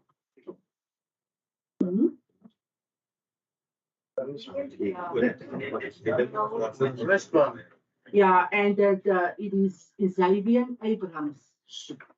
Yeah, you must come with your tie, Mr. Johnson. I'll allow you to explain to the council as we welcome them. Everybody can see them here, and then you can just say what it is. They come now, fed me. Ja, maar is het next week? Nee, is het next week? I don't know the titles. You must excuse me, Kenny. So, Councillor Buddha, I think you also don't know and understand all these things. So let them introduce themselves so that we know this is our new unit and we know what their job is. Mr. Johnson, I don't know the ranks. You can just also in the council. Thank you, Speaker. In front of you, you see the two officers standing there. Currently, they're just the tactical unit officers, and as you can see, the type of protection that they're wearing, body armor, and then as well the shields. And with this goes helmets as well. So these operators will be working in the areas where there is public violence, for one, protection of the assets of the municipality, and then for communities as well, and in conjunction with the vehicles that has been required. Thank you, Speaker. Thank you very much. Mr. Johnson, at this time, langer than an alarm. Can you talk net insight gee oor dit? Yes, the shield, if one of them can just lift the shield. Okay, so the shield is there for protection against any sharp object or object that is thrown or flung towards them. And in the hand on the other side, which is the paintball guns, non-lethal weapons, that is used for pacifying. Thank you, Speaker. Paintball guns, you say. That's correct, Speaker. We're still in the process of acquiring proper armory. Thank you very much. Paintball guns, it is kan ek daai ding nie gaan vashou. Is dit die koers die diep vries? Ek dink dat my thank you very much. Dit die diep vries is hier plek.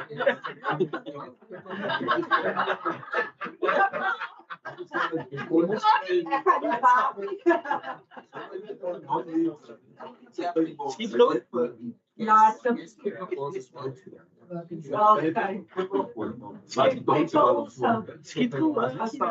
nee, ons kan nie skiet nie, maar feit uitkom raadslidkant. Thank you very much.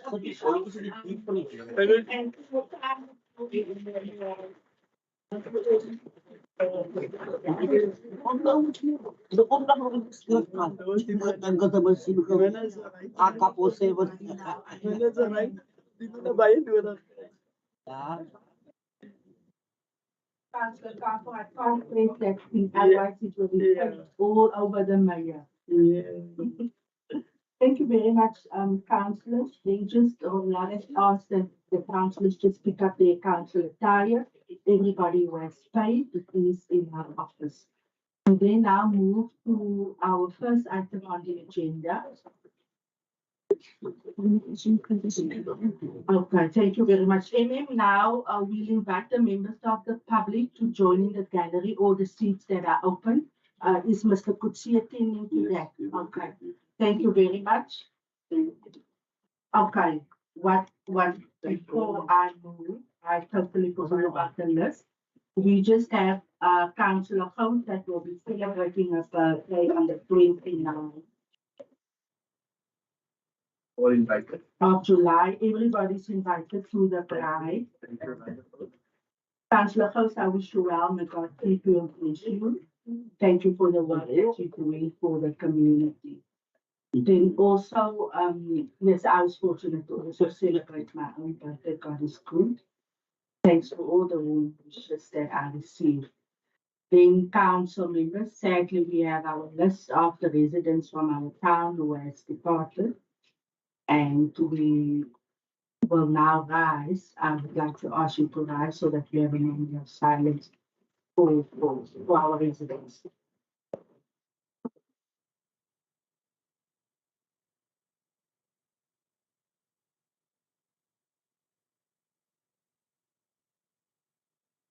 Thank you very much, everybody. Thanks, appreciated. I believe, Tasha, that Mr. Kutsia will attend. I am going to continue. Item E165, the replacement of the Democratic Alliance Proportional Councillor. I would just like to now ask that Councillor Gelman, if you can just please come to the front, that we can just introduce you. Executive Mayor.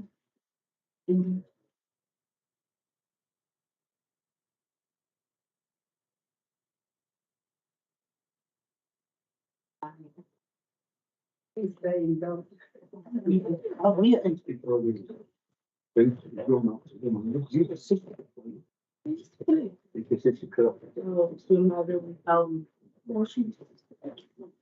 Okay, we can quickly call up. Yeah, just call up. Alleen van mijn voormalige raadslid Julia net doen. Baie dankie.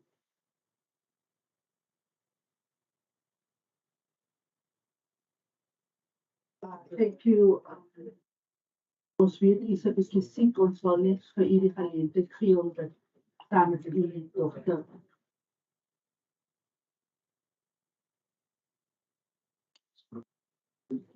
For a photo.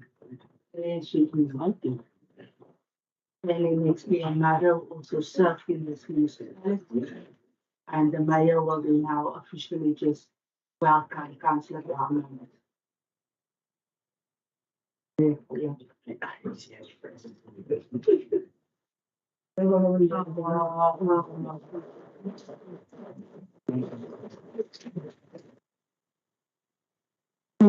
you very much.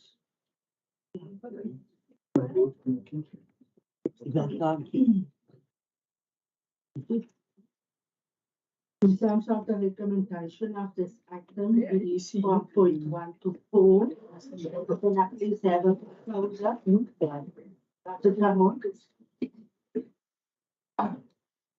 Speaker, before Julia Shioko is leaving, I want to also on behalf of the people on bus congratulate both Julia and her daughter. Julia was long with us. So congratulations, Julia, and also to your beautiful daughter as part of the council family. Thank you.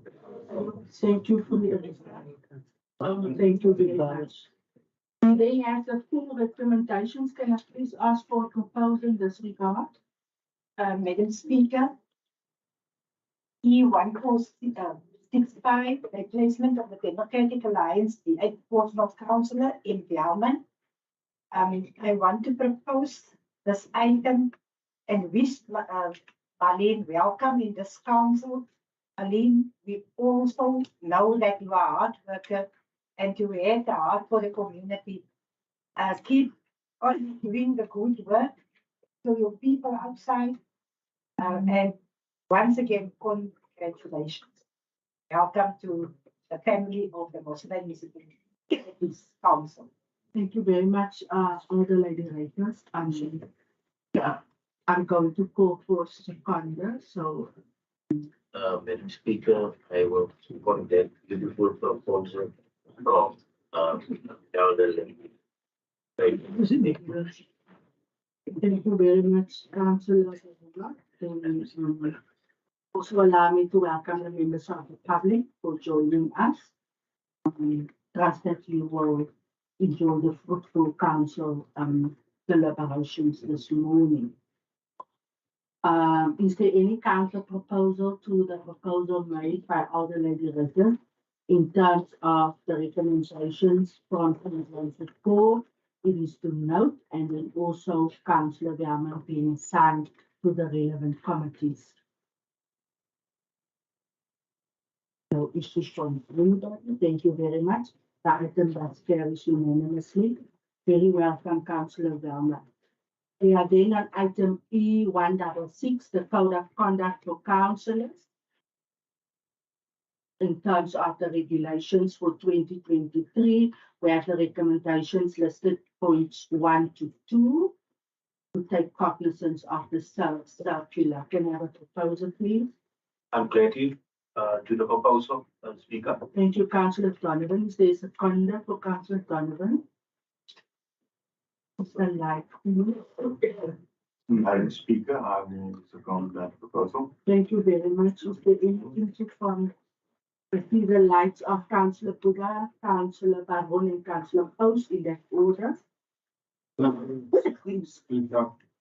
Because since I was this conducted a new conduct, then we heard a number of our people pretending the ethics of the council and increasing municipality. But this one is 3555 from that one, we knew. There must be workshops so that I see it's threatening at that side if you are not paying the areas from municipality during conservative months, you are out, code upon and so on and so on, but it's going to be the best interest of ours so that everybody will do workshop. But much of politics must understand it very well. Thank you very much, Councillor. But I can just also say it has been, since we have been incorporated, it has been my priority to oversee that the municipal fund accounts, and of course, when my office receives complaints, it is my duty to process that in terms of the regulations, and I've been doing that, but you are quite correct. There are some very critical things that everybody, one of us needs to take note of in terms of the code of conduct that will now be implemented in terms of what needs to be added. But I'm noting your request, for workshopping in order for every councillor to exactly understand what the code says. Hartelijk Baron and then hartelijk Post. And thank you, Speaker, from the side of the Freedom Fund Plus. We also welcome this code of conduct. It's a general code of conduct for all councillors across the country. That you are iron out a lot of uncertainties. Yes, we will also welcome the workshop. I think there's a lot of interesting points within this document. Just to point out one, voting at meetings, 5.1. A councillor who votes in favor of or agrees with the proposed resolution that is before the meeting, which conflicts with any legislation applicable to local government, is in breach of the code. That one is interesting. We welcome this product. Thank you, Councillor Baron. Councillor Post. Thank you, Speaker. On behalf of those in EP as well, I'd like to comment on the fact that the amendments are welcome, particularly those governing the walkouts and disruptive behaviour in council chambers. It's not conducive to good governance, and it's also not in respect of complying with our mandate to represent our electorate's interests in the chambers. So the ACDP welcomes that. So, Speaker, while we're on the subject, just like to draw attention to the preamble in the Code of Conduct, which says that councillors must be accountable to local communities and report back quarterly to constituencies on council matters. That it be noted that it does not state ward councillors, but that it says councillors, and that Yes, that PR account was not included in that, and that it is in line with the constitution, which also states that all councillors should provide feedback to constituents.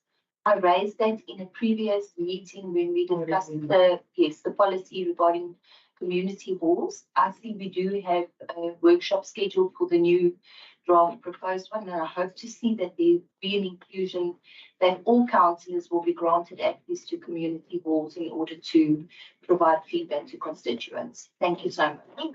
Thank you very much, Councillor. Councillor Buddha. Councillor Buddha. Madam Speaker, I was listening what she's saying about councillors to vote to talk to the community and other ones. There's a difference between a ward councillor and a proposal. Then outside, I used to find this thing, Madam Speaker. You only find that proportional councillor go to your ward and then talk other things. And then when you come there, you find that it's the people they are traveler because somebody who's not mandated to go to your ward. And then try to do funny things like I did there in Mountain View. I was there 3 times. I found that these people, somebody is walking there and talking wrong things there. If you want to go in my ward, this is Ward 12. Inform me, ask me, Mr. Bennett, so that we can go together. I don't want anybody like how to go to the flamingo walk around.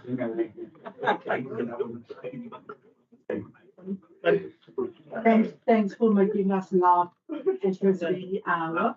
But indeed, you are correct. There's a clear distinction between a ward councillor and a PR councillor. Speaker. It is. But it must be very, very clear. If it's council matters, I agree what Councillor Buddha said. But I can go on my own as a leader of this community of Ikosa. I can go on my own to Mountain View or any other place. But if it's okay, I will talk on behalf of myself, the speaker. If it's council matters, then it's okay, it's fine. But if it's matter outside council, I can go to Mountain View or any other ward to talk to people, colleague Buddha. I don't want to involve myself in your ward of matters of municipality and that, but for Ikosa matters, I must go there. Yeah, thank you, Noted. I think I think we understand it very clearly. Council, we are under code of conduct. Yes, Councillor Tapola. I want to add, Councillor Bullet saying, it's not accept the PR council to call the public meeting in my ward. End of the day, the people will ask me, then the PR council is visiting the public meeting, then they promise the people there. Then end of the day, these people will come. Yes, I accept you go to your members. I make an example, Madam Speaker. If the PR council is a one-to-one, then this is the DA, the department, or sorry, the party. You must go your member. But if you come and talk about in the public meeting and then you talk about the service delivery, then end of the day, don't do that. Then the people who come refer the council. Then the people you understand the PR council is to get in the council chamber. Then end of the day is not to go to do that was being there. What upset? What you waiting for? It's always waiting for the territory. It's always waiting for the fight. So if the PR council don't have their rules in the rule of order, you must tell us. But if the PR council will have the rule of order there, you must work off the rule of order there. Because it's all understanding as a ward council. It's ward council supposed to call the public meeting the ward to talk about the service delivery. Thank you very much, Councillor Debula. And my office will oversee that process because we have the ward forum, ward councillors, in terms of the regulations must, 4 times annually. So it's once a quarter, it goes back to the community and, we deal with that at the ward forum of which you are part of. But I'm noting what you've raised in terms of PR councillors who are politically assigned. Councillor Botan, then Councillor House and Puntu, then I want to conclude on the. Madam Speaker, firstly, just a point of housekeeping. Councillor Bavuma will have to excuse himself at this time. If the management, if you can excuse him, please. Note, thank you very much. Is that all? No, thank you, Madam Speaker. Then on the agenda, Madam Speaker, we are dealing with taking cognizance of regulations published by the National Department. I think let us not evolve this into a discussion about who's politicking where. Let us take cognizance of this matter, which I think no one proposed to, and let us move on with the agenda. But I do not prescribe to everyone. That's just my recommendation. Thank you, Madam Speaker. Thank you, Councillor Porter. Councillor Fox. Thank you, Speaker. I think just to put the ward councillors' minds at rest, it's not my proposal at all that there would be any disruption towards the ward councillors, but simply that we abide by what the Constitution and this code of conduct allows. Thank you, Speaker. Thank you, Councillor Fox. Councillor Kontu will be the last speaker, then we move. Madam Speaker, before we to say anything about the code of conduct, I must firstly apologize to the public that they were supposed to come earlier in this meeting and they came at this time when we are busy with the unnecessary items. When they were supposed to see everything that how to start the meeting. Some of them, they are first to come on this meeting. And it's part of the code of conduct that how to treat other people, especially the public, the voters. And it's not my first time to be here in this council. I've noticed some of them when they are coming here, even if there will be awards, they would part of those awards that we were given. So I'm a little disappointed what happened today. So on this things of code of conduct, I fully agree with the code of conduct. I see my chief whip here, maybe is trying point of order. I don't know. No, we didn't call for point of order. You can conclude, Councillor Puntu. Okay. It's because why I'm noticing him. There was a meeting before of opposition and regarding with this issue. Maybe you want to correct me, I don't know. But there's something that we must all as councillors respect, the code of conduct. The code of conduct is not saying that must be used for other political parties, and other political parties, they won't be taken to the code of conduct. We have a lot of things that are said regarding the council, a lot of accusations, a lot of all those things, of which I was expected the speaker to, because is the leader, is the person that is in charge of the councillors. I've been expected to speaker to act in some of the accusations that are on the media, and those accusations that are on the media are also supposed to be taken by the speaker. Councillor Kontu, can you please conclude because you have the agenda? Yes, I will conclude by saying that in this council, we are doing business as normal as usual.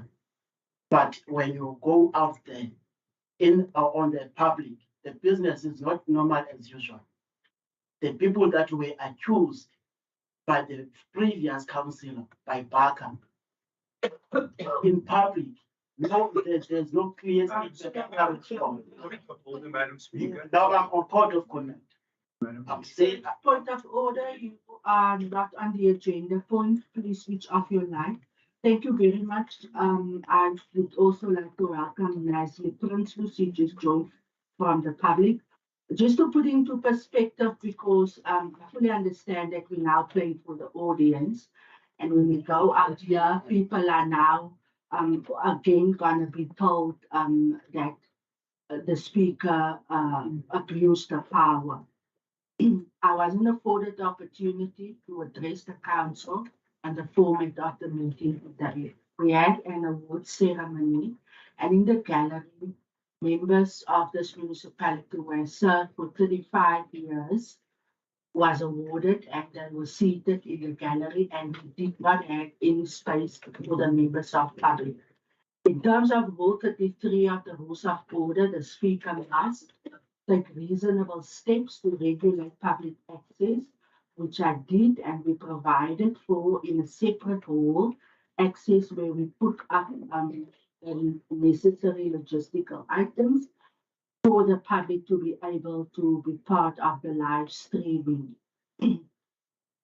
Also, due to security reasons and to ensure that meetings are conducted orderly and we not have a repeat of what has happened previously, the speaker is required to ensure that the public has access to the meeting and via broadcast and YouTube, but also additional provision were made. So the ruling was that once the award ceremony is done, members of the public will be allowed in.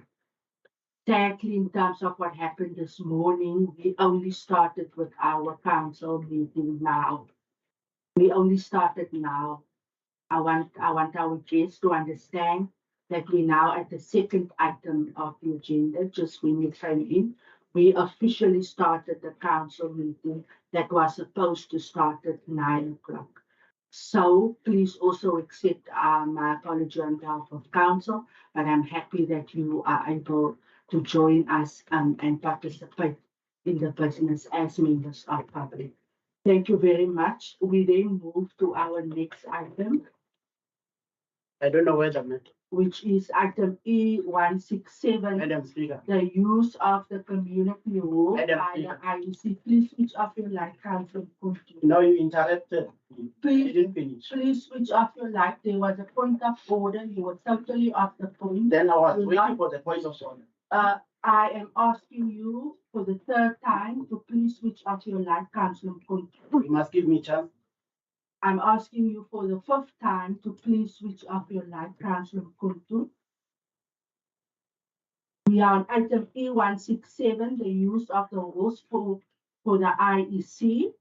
We have the recommendations listed from points 1 to 3. Can I please have a proposal in this regard? Madam Speaker, I propose it. Thank you very much. Do we have a seconder for Councillor Boyson? I second, Speaker. Thank you very much, Councillor Donovan. Is there any question from any council on this item? There's no question. The item carries unanimously. We are then on item E168, the deviation appointments, local radio stations for the financial year of 2023 and 2024. In front of us is the recommendations for the item.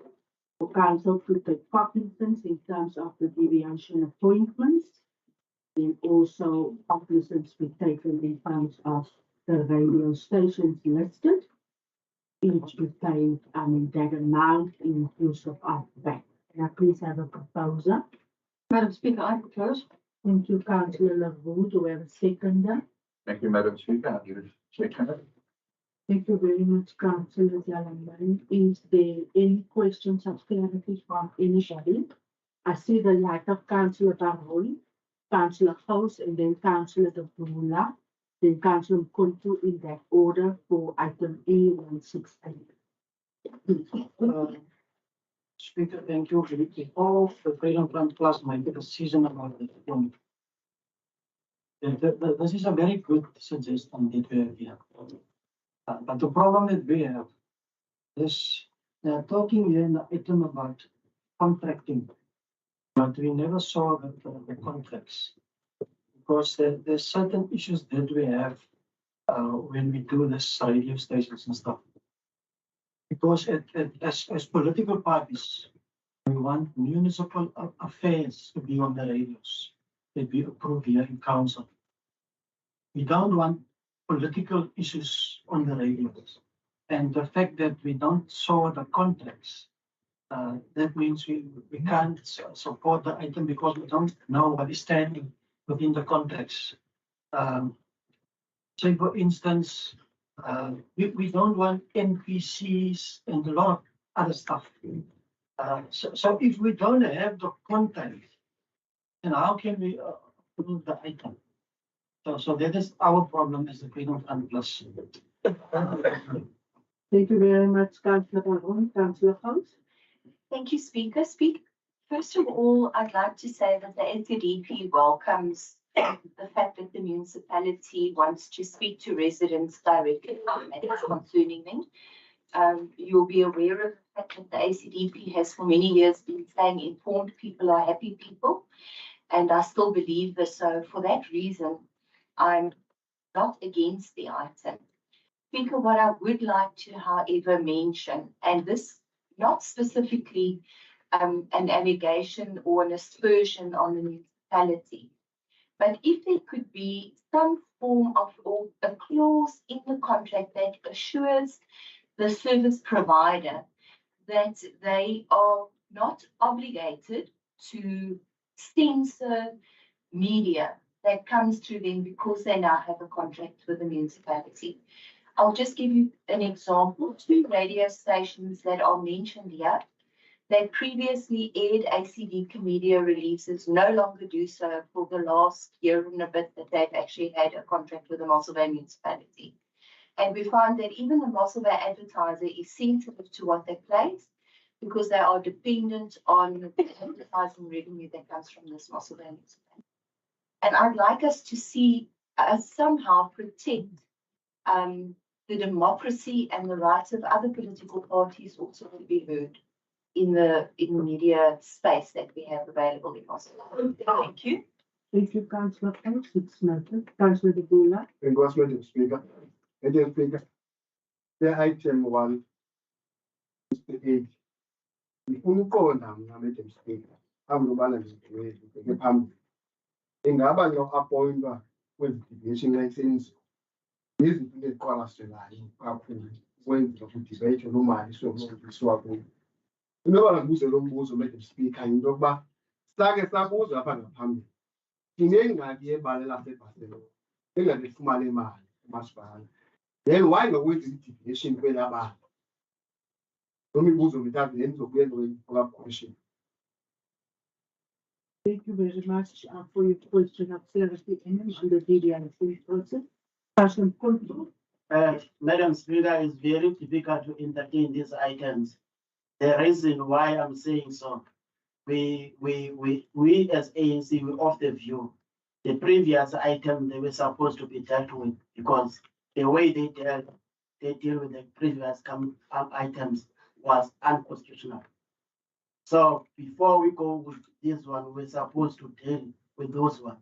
But by the way, I don't want to be seen as if I'm disrupting the council meeting, as normally when you raise issues here, you'll be seen in such a way.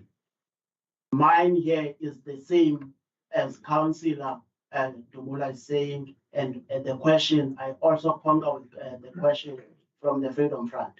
But mine here, the deviation, when we're always going to have these things of deviations, because there's no proper planning. That's saying all that when you go to deviate, you don't have a proper planning. There was an item here regarding this issue, and there was a proper budget on those, nothing like the radio stations. I'm not clear why they debate now.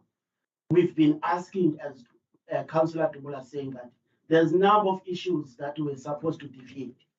There were shacks that were burned and people lost life and people lost their material. This councillor never deviated. The things that are bringing the dignity to the people. We have a number of people that are, as Councillor Potter was saying there, here, the other council, that in some of the areas, people are still using the bucket system. We never consider to deviate, bring the dignity to those people. I don't know what informs this council or whoever take a decision to deviate, what it forms to deviate, which which criteria are you using to say this one must deviate, this one must not deviate? That's my question. But for me, I'm not in favor as a councillor. It's not a caucus as a councillor on control of these items because I have a view that we were supposed to correct the mistake that we done in the previous council. Thank you, Madam Speaker. As the work, I will just ask all councillors not to accuse the administration of acting unlawfully or unconstitutionally unless you bring evidence to this chamber. That's all from myself, Speaker, just a reminder. Thank you very much. Just also to the ANC, what I'm being very lenient, councillor today. But I really do not appreciate the accusations without the proof that have been continuously made by a councillor from the ANC caucus. I just again want to remind you that it's not correct. It's not the correct way to do it. I see the light of.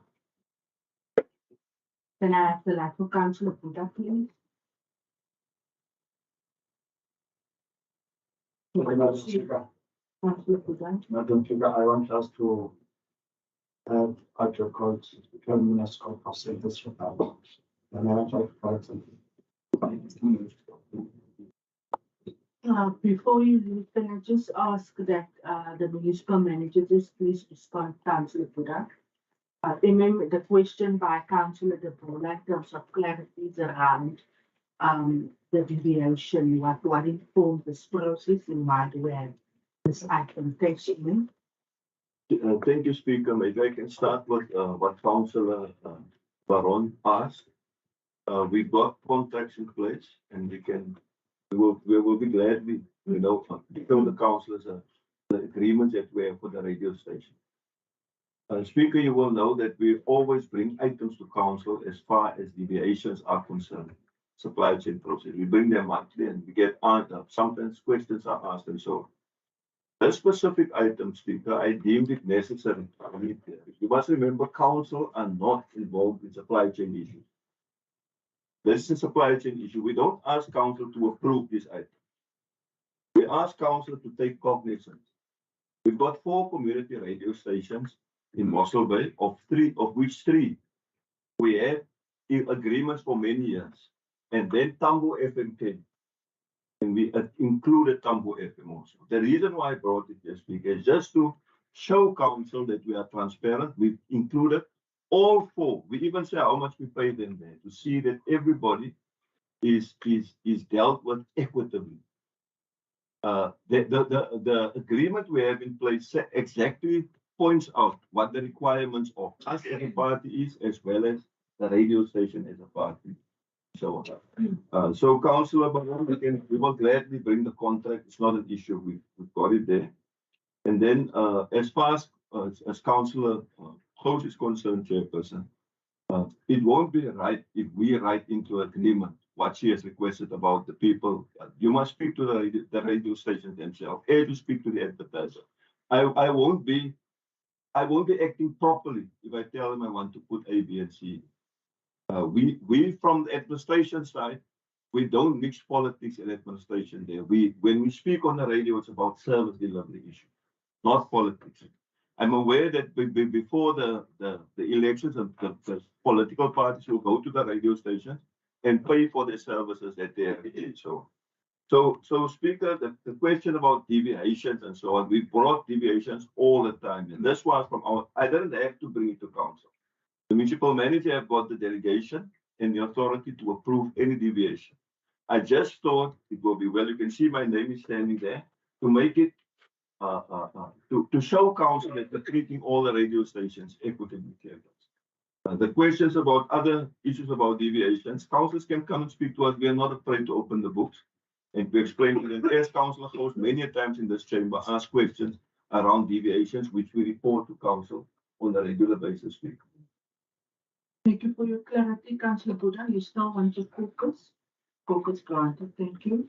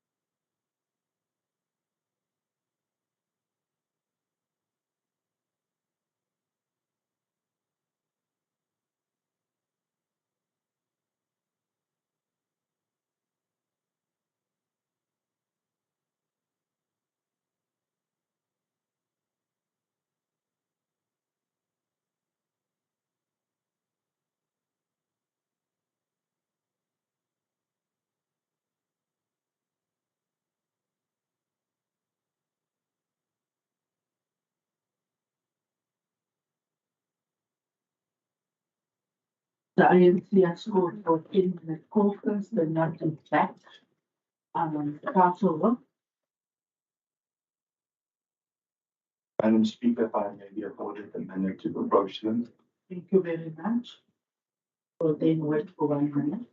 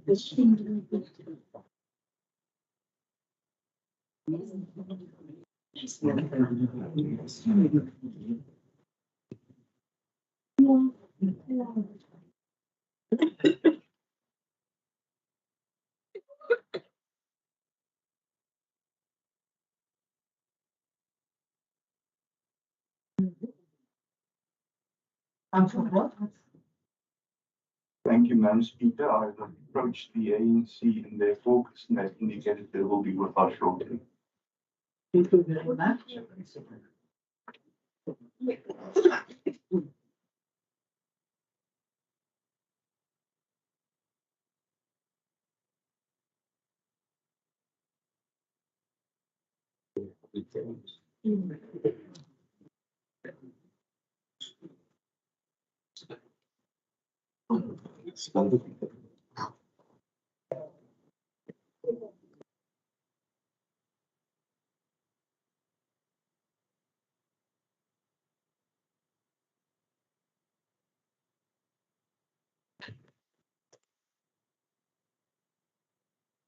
Thank you very much. Councillor Buya, you have put the focus for the assembly. I'll allow you to address council, please. Madam Speaker, thank you very much. Madam Speaker, the agency. It seems. Yeah, we saw the agenda, then it seems that is really not contact. Based on some of the issues which we raised previously here. So now, Madam Speaker, we decided now we're going just to consult our constituents. We are not going just to go ahead in this meeting as if everything is normal. We know that we raise the motion and then the motion is voted out and so on and so on, but that is the procedure of the council. And no problem with that. But now here, not to us, that is the end of the road here. We are going just to leave this country. We are not going to be part of this. Till we consult our constituency and to consult our legal. So then we're going just to do like that as say Thank you very much. On item E161, the ANC is indicating that they may be the council meeting and excusing themselves for the rest of the business. Because they're not comfortable and they will consult with their constituents and give a legal opinion about this matter. Thank you very much. Isaac. Please just really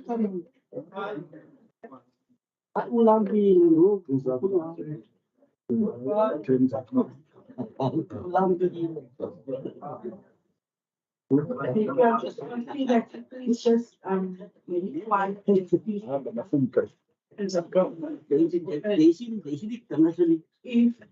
we have no other inputs on item Madam Speaker, E169. Madam Speaker, Yes, Councillor Parker. can you include me also in that, please? I will also leave the agenda. Councillor Parker, thank you very much. We know. And then also then in terms of your motion that is part of the agenda, in terms of Just will collapse. it will now lapse because you will not be present when you deal with No problem. Thank you, Councillor Campbell. Have a blessed day. Ik versta niet hoor, ik versta niet. Item E168, if there is no other input, the concerns raised was noted. Thank you for the municipal manager for his feedback. We then move to item E169, which is the demolition of municipal capital assets. Kan ik niet voor Councillor vergadering dank u. Demolition of municipal capital assets, substation of 388 at the corner of Opals and J.B. Miller Streets in Klein River. Can I have a proposal in terms of the recommendations, please? Madam Speaker, at this time, we would like to request this item be referred back for further consideration. Item to be referred back, is there seconder? Second Speaker. Thank you very much, Councillor Klassen. The item is thus being referred back. Thank you. We will move to item E170, the application for exemption from section 38 of the Mossel Bay Municipality bylaw relating to community fire safety by L. Nielsen regarding 14842, which is situated at asseblief raadslede ons is almal nou 'n bietjie krap raak. Ek moet konsentreer, dankie. McQueenie Coastal Estate in Mossel Bay. Can I please have a proposal? Madam Speaker, before this item is discussed or proposed, I would just like to excuse myself as previously indicated. Thank you very much. It is noted. Councillor Porter didn't excuse himself on this item. Do we have a proposal in this regard? Madam Speaker, I propose. Thank you very much, Councillor Lagoon. Do we have a seconder? Madam Speaker, I'll second. Thank you, Councillor Furness. Is there any questions from anybody on this matter? Councillor House, I see you in light, and then Councillor Baron, in that order, you will proceed. Thank you, Councillor House. Thank you, Speaker. Speaker, included in when this item was in the previous council meeting, the letter of request for exemption from the bylaw of Councillor Lodewyk Coetzee was not included in that item, and it now is. And I'm just wondering, as the architect and planner of that house, the design of that house, should he not have been aware of the limitations of the bylaw? And what precedent are we setting where councillors now write for exemptions on behalf of residents? Thank you. Thank you for your question. Councillor Baron. Speaker, that was unfortunately the same problem. This is actually a big concern. I think we must take this point out of the agenda. I don't think we must even discuss this. So this is a very serious concern. If we continue with this point, we will have to investigate this thing. I think we must take him out of the agenda. Thank you very much. I'm just going to ask Mr. Prince to advise council and the image before we proceed on the decision. Speaker. Sorry. The two questions were raised. The first one is asked with regards to be aware. I can't speak on behalf of council because they were awake. Would see about that's why the bylaw makes provision for an exemption, and I think he requested that in terms of exemption, and that's why it's here for council for consideration. And then secondly, with regard to interest, that's why councillor excused himself, and that's also why if councillor Coetzee was here, would have to excuse himself. So to ensure that there is no interest in the consideration and the decision made by council. But that don't prevent you from being an architect and to request such a exemption. Thank you. Thank you very much for clarity provided. Mr. Prince, can I then just for the indication as per the proposal of approval by Councillor the room. Can I please go in question and closing favor?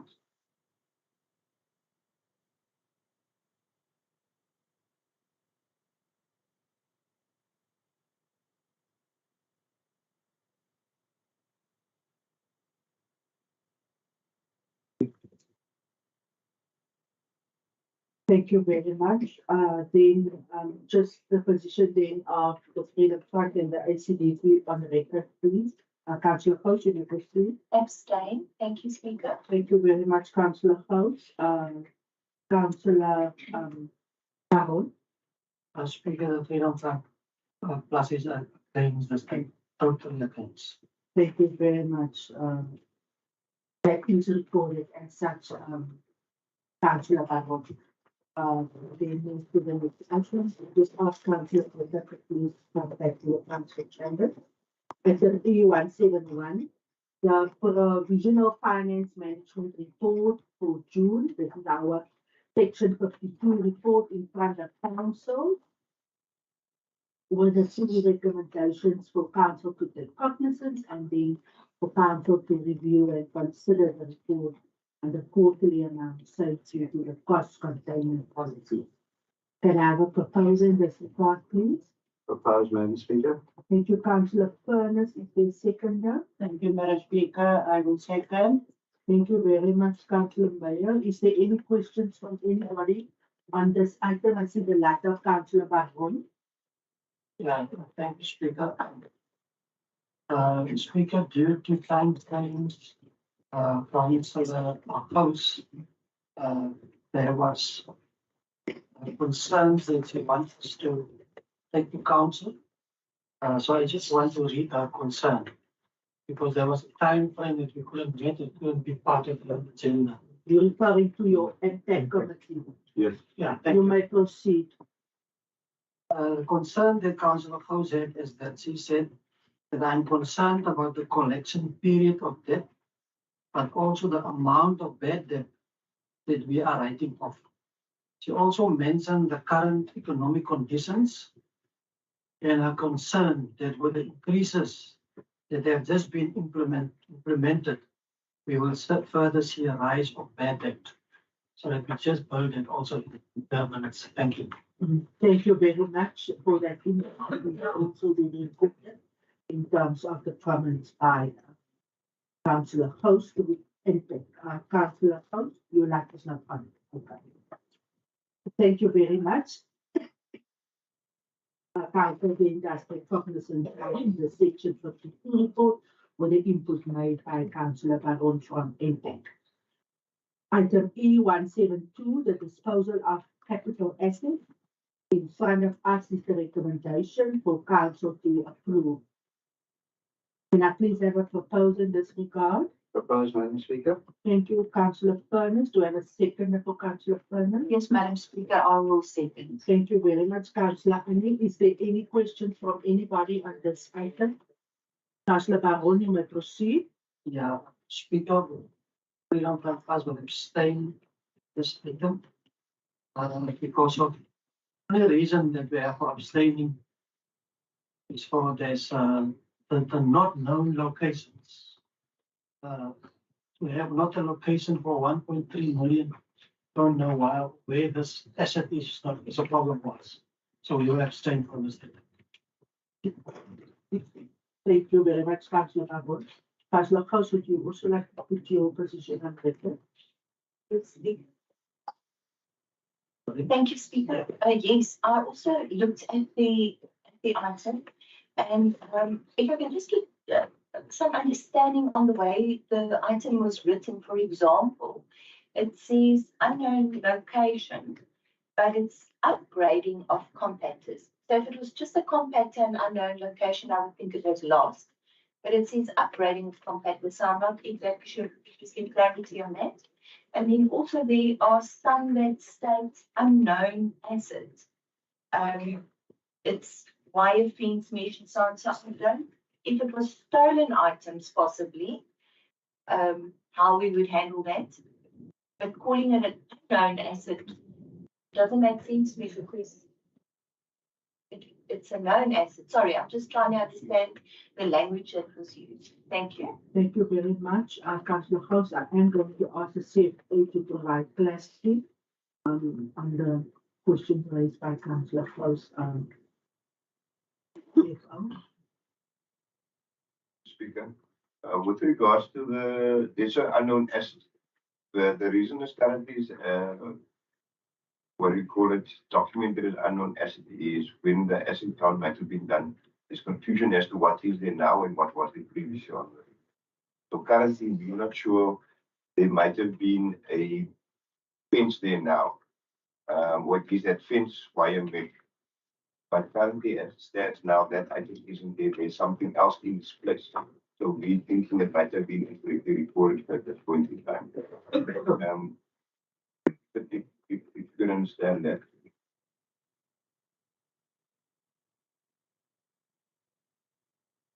Thank you, Speaker, thank you, CFO. I can understand that about things, but for example, the clinic in Sevens Mindara Street, 131, no, sorry. Just trying to move back the zero. Is it 126 and then 1.3 million? Yeah. That is the clinic, as far as I know, that building that's derelict. Yeah. So I remember we had it out on tender at some point, and I don't know what happened to it after that. And now it looks like we're basically writing it off as it's being trash. Yeah, Councillor Hope was correct. It's that building. It's totally vandalized in Woodward. There's nothing left of that asset. The council called for proposals for the public to come, and I think at this stage they were too, I'm not sure now. Somebody wanted to start some sort of social initiative there, but that also didn't realize. So that's my insight. Ek is nie die CFO nie, CFO. So now with the demolishment of that building, we have to now obviously get rid of the actual asset itself. Yeah. Yes, that's the one that was demolished. Right. Yes. Thank you very much, CFO. Just with these other with the unknown locations, I'll just get some more detail and I'll send it through to you. The next question. Can we have the MM quickly? MM, you may proceed. Speaker, thank you. I want to respond to the question about the upgrading of compact tables. It comes from 2010, and I don't think that the current director will be able to say what happened in the time. It's changed now that those years where you did major upgrading on a vehicle, it counted as capital, not operational. And when it's capital, they registered as an asset. And I think Mr. Leroux wants to clear the asset registers of all those things that happened in the past which are not relevant anymore. That's the reason why I asked for writing of the speaker. Thank you for that clarity, Municipal Manager. The Freedom Front indicated that they are abstaining. Councillor opposed your position on the item of the capital assets. Speaker, I'm happy with all the explanations I've received. My concern, though, is that building. I feel almost like we were derelict in not noticing the damage that was happening to it. I mean, for it to reach a state where it was absolutely just beyond repair. And so I'm not comfortable just writing that off. So I will also abstain. Thank you. Thank you very much, Councillor Pons. We will record as such. Item E173, the monthly report with regard to support engagement for May 2023. For Council to take cognizance, can I have a proposal? Thank you, Madam Speaker. I will propose. Thank you, Councillor. Can I have a second? Thank you, Madam Speaker. I'll second. Any comments or issues from the council? Councillor House, you may proceed. Thank you, Speaker. Just a few things. I have on previous occasions requested in the supply chain management report, we always have the explanations of items, tenders that have been awarded that have gone on appeal. And then, the the objector and the fact that the appeal was upheld or that it was found to be correct, the finding was correct, the tender was awarded correctly and so on. I did ask that we just give a brief explanation. For example, yeah, for the deforestation tender, the appeal was upheld and it's referred back for re-evaluation. Just a short description why. Because the tenders are one of the areas where I feel councillors need to give the most scrutiny in a municipality.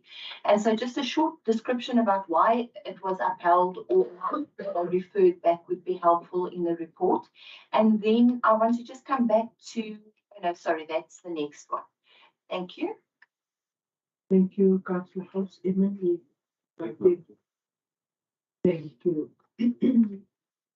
We then move to item E174, which is also the budget report for deviations approved for May. For council to take cognizance, can I please have a proposal? Thank you, Madam Speaker. I will propose. Thank you, Councillor Mayor. Do I have a seconder? Madam Speaker, I'll second. Thank you. Thank you, Councillor Furness. Councillor Fox. Thank you, Speaker. Two things with the deviations. One is that DP truck hire is still featuring in our deviation report. And the tender was awarded in 2017, 2018. And with queries that I made, sorry, I'm not sure why there's that ringing sound, the queries that I made in the past on the deviation report, I was told that DP truck hire's contract was going to be closed. They weren't performing. And that dragged on for a couple of years. And then eventually they were now told, you know, I don't know if their contract ran out eventually or if they were told that they were underperforming and we were cancelling the contract. But DP truck hire isn't the concern anymore. It's just my issue. Thank you. Thanks, Tusha.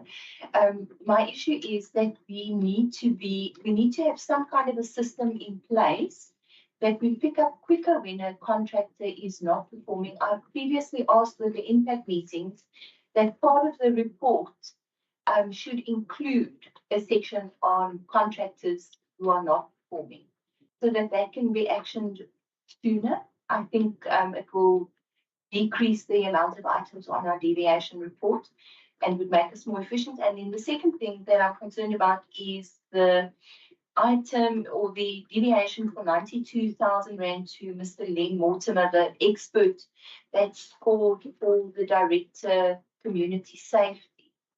I recall that with that item, the candidate that came in second had better experience and was more qualified than the person that ultimately got the position. And the expert also scored her higher than the other two interviewees. And she has now since not accepted that position. So it's now going again. I think it's the third time that to spend 92,000 Rand for an expert's opinion and then we don't take it is a concern for me. Thank you. Thank you very much for all your comments made, which is duly reported. We then move to item E175, which is the proposed amended relief and charitable fund policy in front of council for approval and implementation. Can I please have a proposal? Madam Speaker, I propose.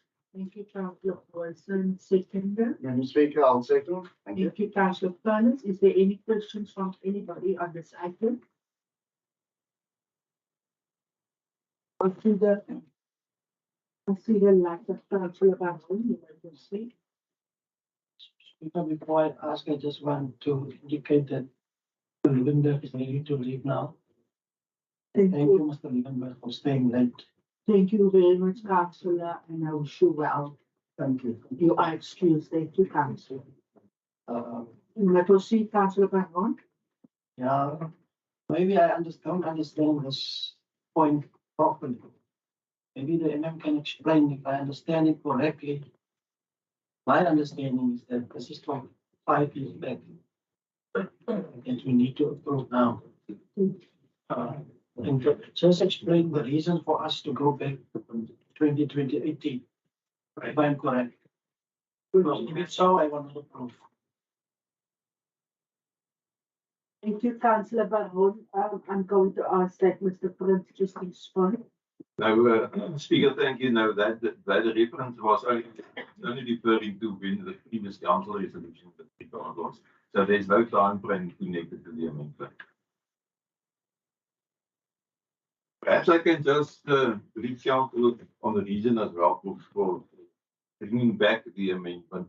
The reason being that we've got the internal audit firm Ubesco that recommended that we bring it back with certain amendments, which make it more tax friendly for the people who donate money.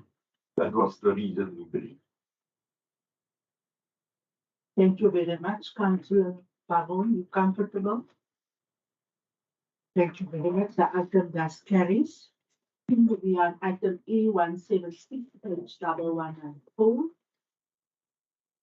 Section 33, Municipal Finance Management Act number 56 of 2003, waste disposal agreement between the Premier of the Western Cape, the MEC for Local Government of the Western Cape, Gardenwood District Municipality, George Local Municipality, Mossel Bay Local Municipality, Vito Local Municipality, and Knysna Local Municipality. We have our recommendations listed for approval of council from points 1 to 13. Can I please have a proposal? Sure, Madam Speaker, I'll propose. Thank you very much. We have a second. Councillor Baron, plus second. Thank you very much. If there are any questions arising from this item, Councillor Close, you may proceed. Mr. Speaker, this item has come a long way in this council, so we're all pretty much aware of what's happening. I just have one concern with it regarding the use of the new transfer station. I know when this item first came to council, there was talk that Oudtshoorn would make use of it, but would not be contributing to it. And since then, I have asked the question again, and we've received the answer that they will not be making use of it. My concern is that a guarantee that we are not somehow sponsoring or sponsoring another municipality that is not contributing to the cost? Because at some point, surely Oudtshoorn is also going to you will need to make use of the transfer station. And so I just want to be sure, through you, Speaker, that Mossel Bay Municipality is paying for Mossel Bay Municipality and not subsidizing other councils. Thank you. Thank you, Councillor House, Municipal Manager. You can respond. No, Chair, Speaker, we can confirm that we won't be sponsoring other municipalities in this process. We only pay for Mossel. Thank you very much. If nobody's against, let's follow up, Councillor House. Thank you, Speaker. Speaker, I understand that we are not directly going to be paying. So we're going to be charged for the tonnage that we take to the transfer station. My concern is that included in the cost that we are currently going to be paying is the cost to actually build that site. And so that cost is now being divided between these participating municipalities. In the future, should Oudtshoorn want to use this transfer station, how will we protect the fact that we paid to build it and now other municipalities will just get use of it? Will there be some kind of a rebate back to Mossel Bay residents? I hope my question is clear. Sorry, but I'm trying to meet us because we're covering the cost of establishing it. And then others will get use of it and only pay for what they deliver to the. Thanks, Councillor Close. Eamon, can you please just provide clarity? Speaker, Councillor Close is used to asking difficult questions. But the answer to it is, Councillor Gous, at this stage, we're gonna only pay for Mossel. Remember, there are 4 municipalities who buy into this, and they're gonna share the cost via Gardenwood District. Oudtshoorn, for instance, have got a very huge space which will last them many years. In fact, Oudtshoorn was prepared to accommodate other municipalities to go over the mountain and there. I'm sure, Chairperson, that's something that we will take up with Gardenwood District Municipality, so that if it happens, they must look at the model whereby, I don't say we're going to get money back, but where such a municipality will be treated on exactly the same level as what the 4 currently are treated. It's a relevant question, yeah. We can take it up with them. Thank you, Municipal Manager. Councillor Gous, what's your position on the item? Thank you very much. The item carries. E177, proposed elimination of a portion of 1016 at Hartenbos, situated at Stellenbosch Avenue, also by Hartenbos Primary School, and here Mr. Prince will be excusing himself because his wife is a teacher at the school.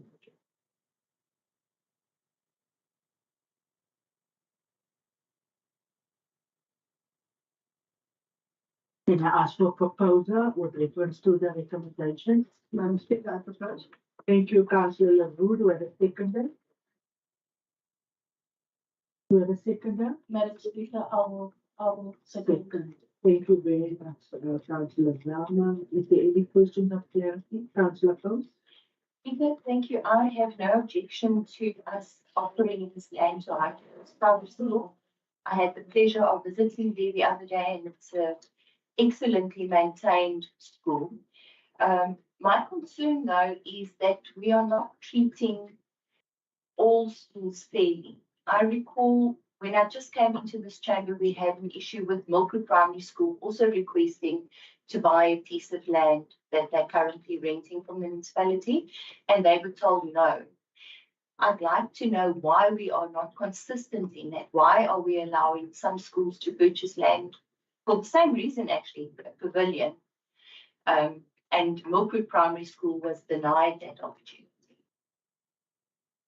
Thank you, Councillor Gous. If I understand you correctly, you're not against this item, but you're just requesting that we be consistent in terms of applications comes to council, which is well noted, Mayor. I agree we should be consistent, but obviously with each request, council should apply its mind and read and consider. Obviously, with this piece of land can't really be used for anything else. At the point we're sitting with a really prime property, you don't want to just give that to a school. Give them the use and the benefit of it, but not totally away. Now, as far as I can recall, that was part of the reasoning back then. But I think it's important that each and every case should be considered in terms of the merit. But yeah, obviously we should try to be fair to everybody, but cases do differ. Thank you, Executive Mayor. The notification of anybody who against the item that carries with the input of Councillor Gous and the Executive Mayor in terms of future requests coming to be consistent. Mr. Prince can please be advised that he may come back to the council chambers. We are then on item E178. The proposal in the opening of a portion of the road reserve fully situated in relation to 409 at 2 Millet Street, take construction. Can I please have a proposal? Madam Speaker, Thank you, Councillor Galamain. You are seconding. Thank you, Madam Speaker. I will second. Is there any questions of clarity from anybody? Councillor Gous, you will proceed. Thank you, Speaker. Speaker, I'm asking today, with the building belonging to us and the predicament that the police station has in servicing clients in that area with the size of the building and the restriction of space. When we've built now a state-of-the-art job centre here at the Golf Estate, over 12 million rand is the last count that I had. Would it not have been possible for this municipality to consider spending money on that building to improve the facility, even though the Department of Public Works is renting it from us? as an asset because it remains our property and it would have assisted us in helping the police in that area with the situation that they've got with space. Councillor Coast, are you not at the next item? I'm on, are we at 178? Yeah. You see, there's 4-3. Ons het 9 moes ons al begin het, maar die week moes die probeer veel. Ek kom ons nou nog in situasie. As iemand nou weet hoe ek voel, want ek moet nou nog fokus op ons allemaal gefokus hou. So gelukkig is ek nou nog bietjie wakker, want die is nou bietjie vooruit. Councillor Gou, so just to conclude on item E178, it's the alienation item in terms of the wood construction. Nobody's against.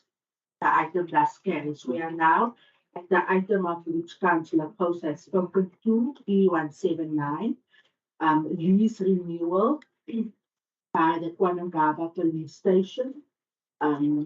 Yeah, to the National Department of Public Works. And this is now in front of council, the recommendations 1 to 17. We all know what the status is of this police station. Can I have a proposal? Madam Speaker, sorry to interject, but before we continue with the item, I think we should just note that we are still a quorum after all the parties have left. And I think we should just confirm on record we are still a quorum. Thank you, Madam Speaker. Amen. Can you please just do a count? I believe that we are 1, 2, 3, 4, 5, 6, 7, 8, 9, 10, 11, 12, 13, 14, 15, 16, 17. Thank you, Councillor. Jy is so wakker, dit is goed so. Dis amper daar. 6 seconde for Councillor Botha on the item. Okay.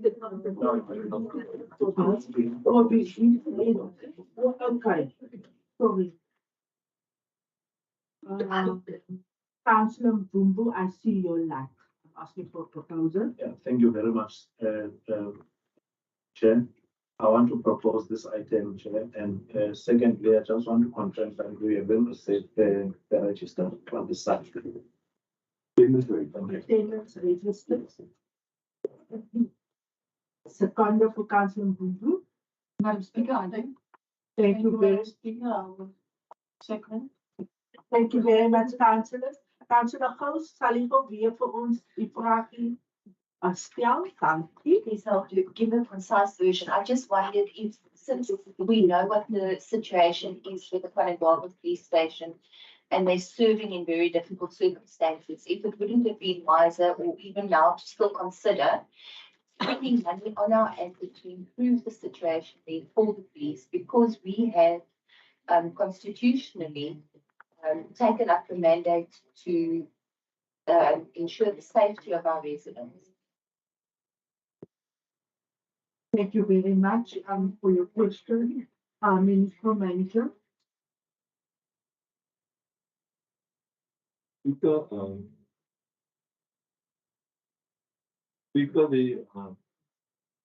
I hear what Councillor Gous saying, and yes, we agree that this municipality has put safety as a priority for our community. However, the SAPS definitely are not bringing their part. I personally have wrote numerous letters to the National Minister, to the National Commissioner. They didn't even bother to answer. We went so far with the staff of the police station there. They said, threatened them that if they don't do something about the police station, because they were supposed to build a new police station of which council availed land, threatened them that you're not going to renew the lease agreement. And when we discussed this item at management level, Speaker, that remarks came up.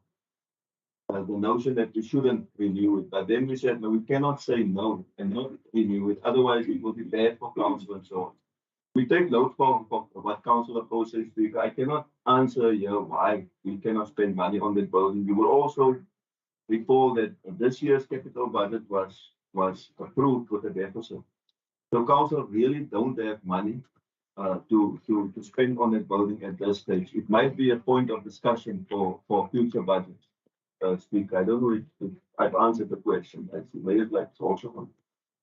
Executive Mayor. Unlimited resources, that might have been a good idea, but I do agree with him. It's important that we rather keep on pushing. Dealing with a national state institution that's got a lot of money. So it might be unfair for our residents to stand in the event because they not spending their money where they're supposed to. Yeah, I know that they're also at times under pressure in terms of budget. But I think if they didn't lose the 250 years worth of Mossel Bay's yearly budget during only 3 months in COVID, they might have had some money for a police station. And obviously, if we spend money, that money, that facility should be purposely fit for them. So we might look at obviously building some room on or mining. That might be a good suggestion for the interim. But obviously they need a purpose-built facility, council, and that's going to cost a lot more than 12 million. Speaker, if I can just reply to that, thank you. I hear what the MM and what our mayor is saying, and I've got an understanding for that. That is, I think what the mayor was saying more in line with what I wanted to propose or what I am proposing is at the moment our residents are suffering the government and non-government of the National Governing Party. And it's unfortunate, but we've had to do that even with the job centre. We've had to step in to try and secure resident safety.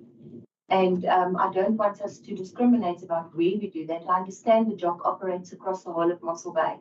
But if we can facilitate that, I know that means that police station in itself is one of the it carries the highest crime rates in our area as well, and if they have the least facility. And so that was my thinking, was that if in some kind of, that we would facilitate them in some kind of a way, even with the addition here and there of rooms, etc. Not at great cost. And then, of course, I have had disagreements about how we've spent our budget. I think we could have spent it a bit more mindfully. Thank you. Thank you for your comments that you made. Councillor Coach, you're not against the item. Thank you. The item does carries. We are then on item E180. Application for departure of Schedule 6 of the bylaw relating to outdoor advertising and signage, electronic board, Park Primary School. Is dit hieraan directly effective? Baie dankie. Ons neem dus kennis. Can I have a proposal, please? Madam Speaker, I'd like to propose, but with one recommendation, that proper public participation be done with all the surrounding properties. Thank you very much. And we have a seconder with the amended recommendation, including public participation. Seconder. Thank you, Madam Speaker. I will second. Thank you very much, Councillor Bellman. Is there any question of clarity from anybody? Thank you. The item carries unanimously. Yes, Director Finter can please come back to the council chamber. Item E181, proposed amendment of the Mossel Bay Municipality bylaw on municipal land use planning for 2021. We have the recommendations.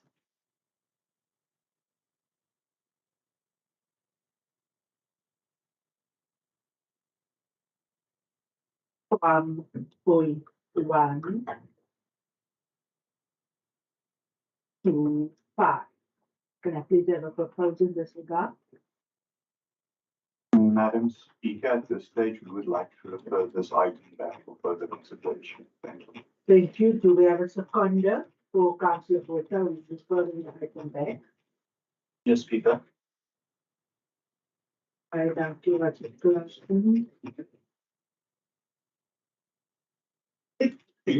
We are then at item E182, which is the cancellation of the notarial leave. Following you, Madam Speaker, just on the previous item, referring it back, we would also like to request a workshop on that item. You mean a workshop? Thank you. Thank you. For the full council. Yes.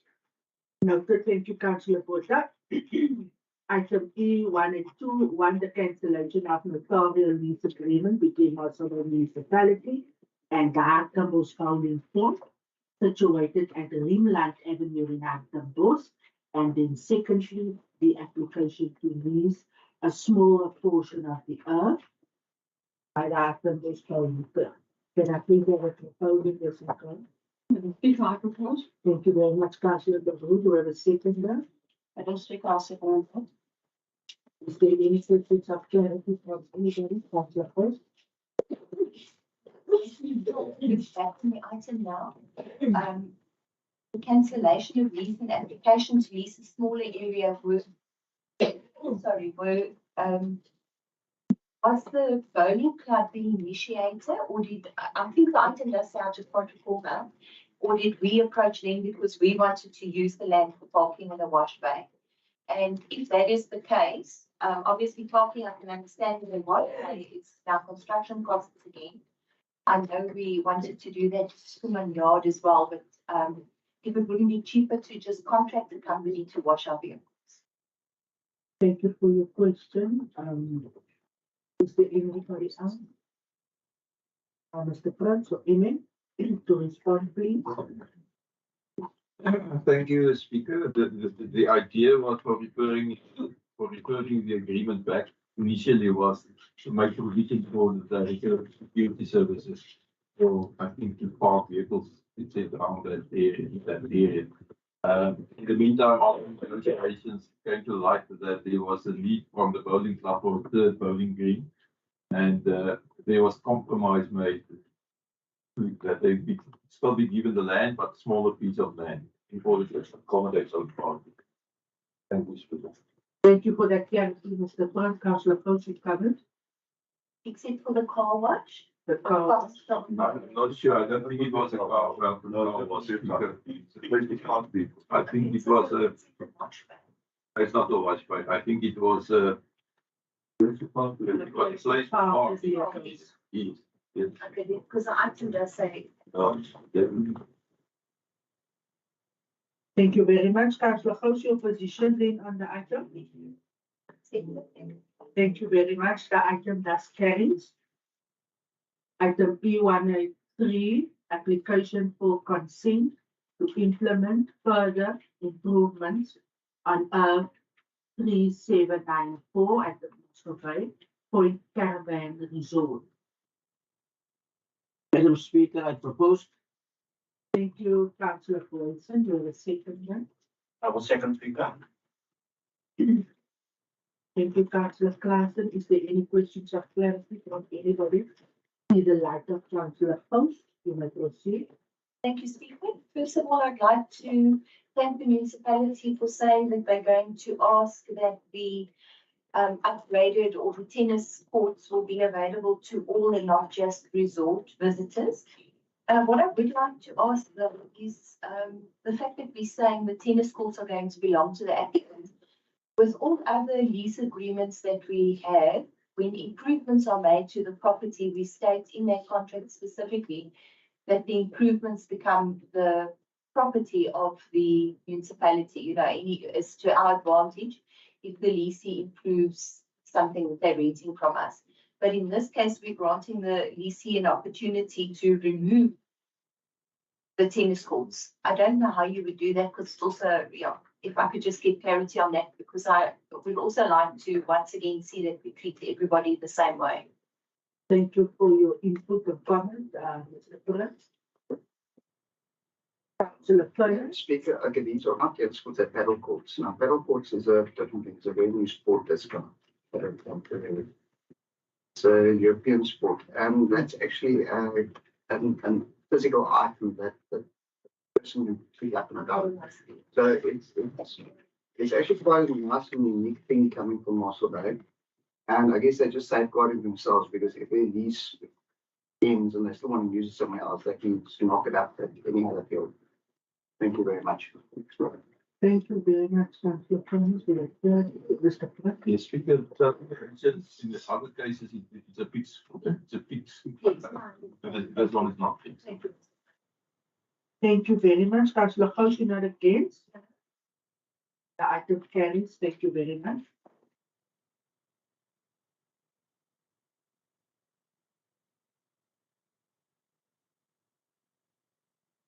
We are then on item E184. Okay. I have communicated to all councillors that we're removing item E184 and it is being replaced by item E90. It's on the agenda. So we're not dealing with this one now. I then move on to item E185. The application for the renewal of the lease agreement of a portion of 2001 Mossel page by the Pinnacle Point Home Owners Association. And secondly, it's also an application for the renewal of the lease agreement of a portion of 15390, previously a portion of 2001, also by the Pinnacle Point Home Owners Association. We have the recommendations for approval by council from 1 to 19 for appeal by the proposal. Thank you, Councillor Leroux. Is there a second for Councillor Leroux? Yes, Madam Speaker, I'll second that. Thank you, Councillor Alianza van Rensburg. Any questions or clarity from anybody? Item carries. Speaker, my apologies, I'm a bit slow on the ball. We're on item E185. That's correct. Just a quick understanding of what the shared vegetable, the shared prosperity vegetable garden project is. Going to be shared with people that are less advantaged, or you really pick that up in the item? Thank you for your question. Emin, it's there you would find it. It's written under point 2 on page 1265, where it indicates that there is an area which will be utilized for the establishment of a community prosperity vegetable garden. And that a separate item be submitted to council in this regard. In other words, my understanding is that from this will flow in another item with reference to them. Councillor, close you covered? It will be the last. Okay, thank you very much. Also, so nog 'n bietjie wakker, wat se ek is ons is afgetaan. Item E186, the proposed new bylaw, Mossel Municipality bylaw, relating to rail leaves and electronic communications facilities. We have our recommendations listed, points 1 to 2. Can I have a proposer, please? Madam Speaker, I propose. Thank you very much, Councillor Leroux. There's second for Councillor Leroux. A seconder? Thank you, Madam Speaker. I will second it. Thank you very much, Councillor Delamain. Any questions on this item? The item carries. We are then at item E187, our gender equality policy, which is then in front of council for approval and implementation. Just also to note, it was in front of the LLM. Can I have a proposal in this regard? Speaker, I propose. Thank you very much, Councillor Leroux, also the chairperson there, seconder. Madam Speaker, I will second this item. Thank you very much, Councillor Annie. Any questions or comments on this item? Councillor Pons, you may proceed. Speaker, if we just get clarity on the section that discusses different groups of women. So we said that people will need to be treated differently in order to provide meaning equality of an opportunity. The ACDP has no issue with equality. I do, however, want to stress the fact that when we say we also want to promote equity, it's a contradiction of terms. But can we just first get a description of what the different groups of women are or would be? Because we mentioned that we want to afford men and women equal opportunities and benefits to develop full potential, and commitment to substantive equality includes realization of equitable outcomes. And then we speak about the different groups of women. So we speak about 3 categories from what I can see here: men, women, and different groups of women. Thank you. Thank you for your question. I am going to ask that our Director of Corporate Services respond to this regard. Thank you, Director, for report. Thank you, Chairperson. Sometimes in order to have equality, differential treatment is necessary, Councillor. For example, if you have mothers, and that is, for example, a certain group of females, so a group of women who are mothers and a group of women who are not would be different groups. An example of different treatment in order to have equality would be to have an opportunity for mothers, for example, to have a creche, so that they can still compete in the workforce because they have a place in the building where their children could be. I'm not saying we have that, but that is an example there. Thank you very much, Director, for your clarification. Follow-up, Councillor House. Yes, thank you, Speaker. Speaker, I just want to make sure that when we speak about different groups of women, we are not talking about, for example, men that identify as women. Can we just have clarity on that, please? Thank you for your question, Councillor House. Director Potgieter, can I ask you your support to respond? That is correct, Mr. Chairperson.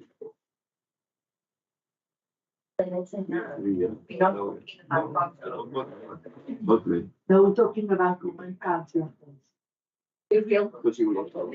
That's correct, yes. Councillor House, you're not opposed to this policy? I'm going to abstain, Speaker. Thank you. It's noted. Thank you very much, Freedom Front. I'd like to also allow you to state your position. Speaker, I didn't want to comment on this thing because this is a dangerous issue. This thing. But I can safely say I support this item. Equality is for me, and we must be equal. But I don't support LGBTQ, all that kind of nonsense. I don't support it. I support the item. Thank you. Thank you very much, Freedom Front. The item that carries with the HDP is abstaining. We attend item E188, task job evaluation policy proposed amendments. It was also it also served at the LLF. This for council to note that. Can I have a proposal in this regard, please? Yes, Madam Speaker, I propose. Thank you, Councillor Bruce, also the chairperson. Please, do we have a seconder? Yes, Madam Speaker, I will second. Thank you very much, Councillor Setunsha. Is there any questions or comments? Councillor Hope?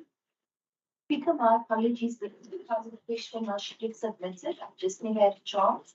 I note that the application fees for the fire application will be increased. Do we have any idea about how much? Because to me, it sort of defeats the purpose. We are wanting to promote access to information in order to be transparent. But now we're increasing the fees that members of the public will have to pay to access that information. Thank you very much, Mr. Collins. Yes. It's increased, I think, council from 35 rand to, I think, 100 rand increase, but that's in terms of national legislation. It's not the council. Thank you very much for your clarity.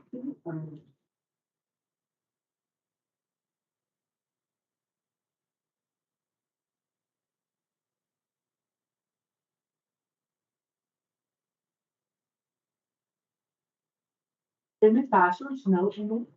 People om by 1 te hanteer, zodra ze koos en praat 1 hanteer. Moet je maar terug naar 1 hanteer. Laat het ons doen dat hij wil wegkomt. Ons het amper raad gekous. Ons is amper daar. Ons raad gekous is nie gemakkelijk met die antwoord van meneer Prins. Speaker, when we get to that item, I will abstain. Thank you.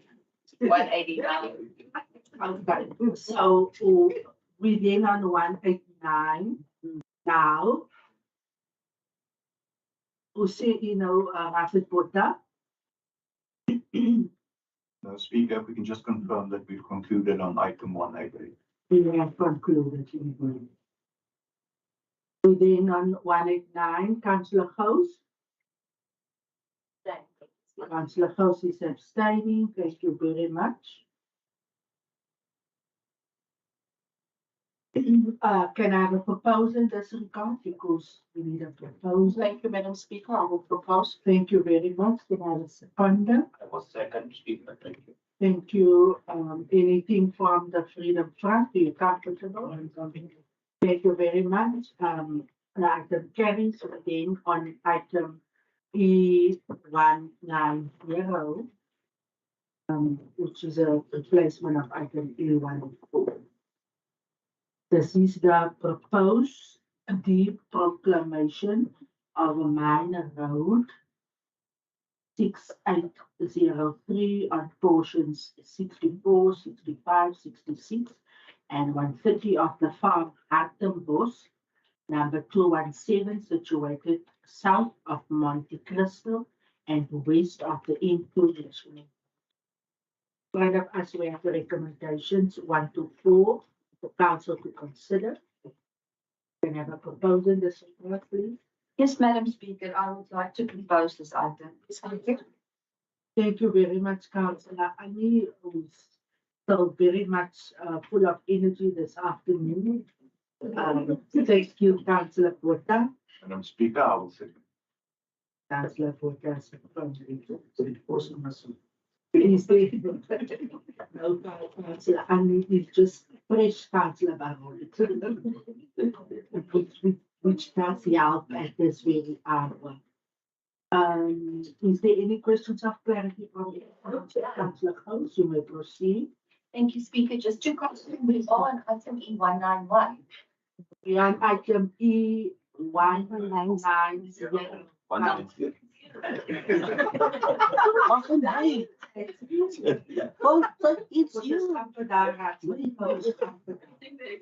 The item just carries because there is no objections.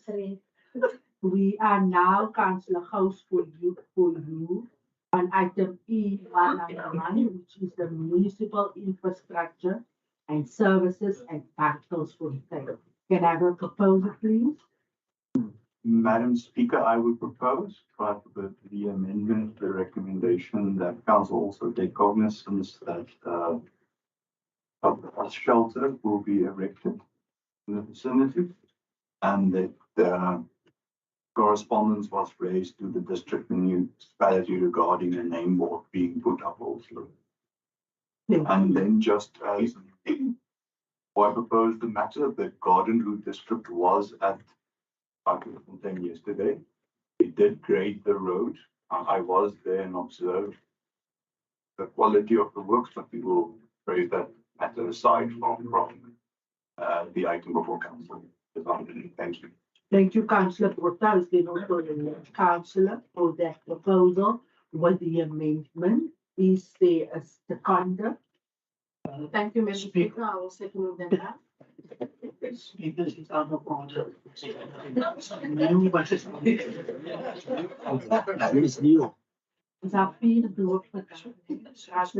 Speaker, in the absence of Councillor Porter, I need to support this item with the amendments made.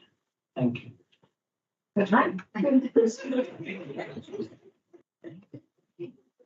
Thank you, Councillor Baron. That is also noted. Councillor House.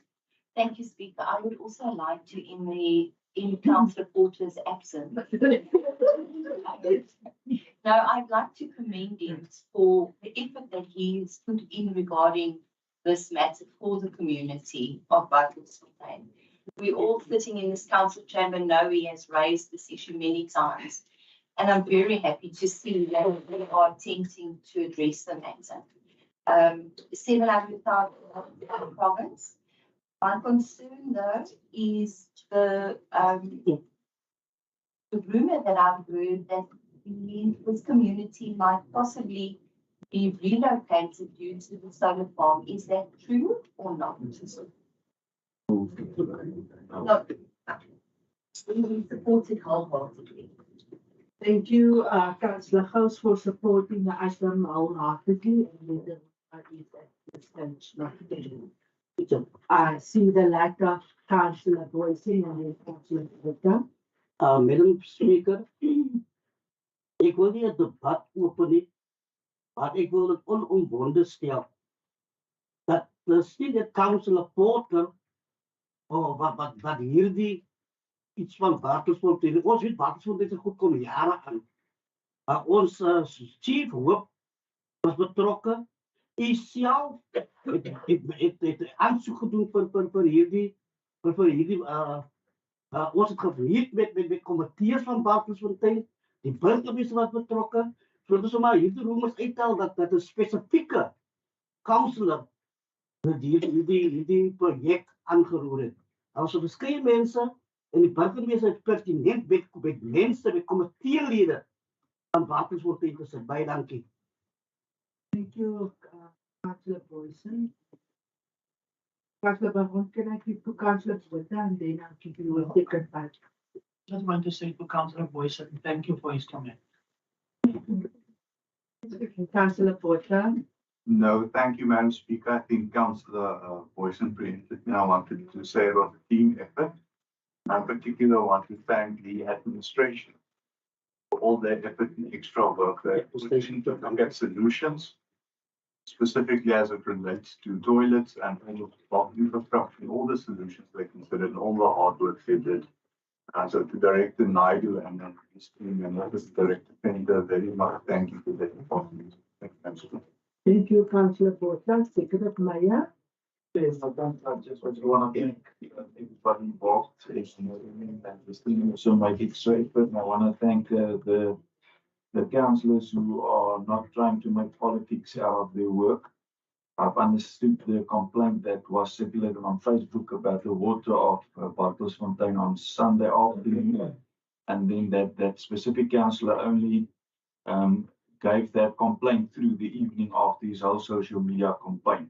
So thank you very much for council who's not first driving the community issues on social media and then go to the administration to inform them of any issues, but who is honest in what they do. Thank you. Thank you very much, Executive Mayor. Councillor House. Speaker, if the ACD could extend things to all involved, that opportunity to do so. Thank you. Thank you very much, Councillor House. Also, just from my side to state the facts.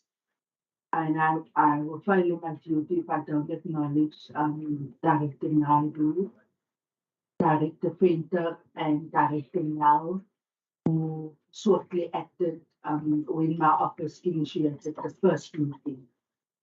I was responsible to spearhead this process, and I want to get it categorically on record that I did so because my office received 2 written complaints from members of the public and also people who's residing in Bartelsfontein.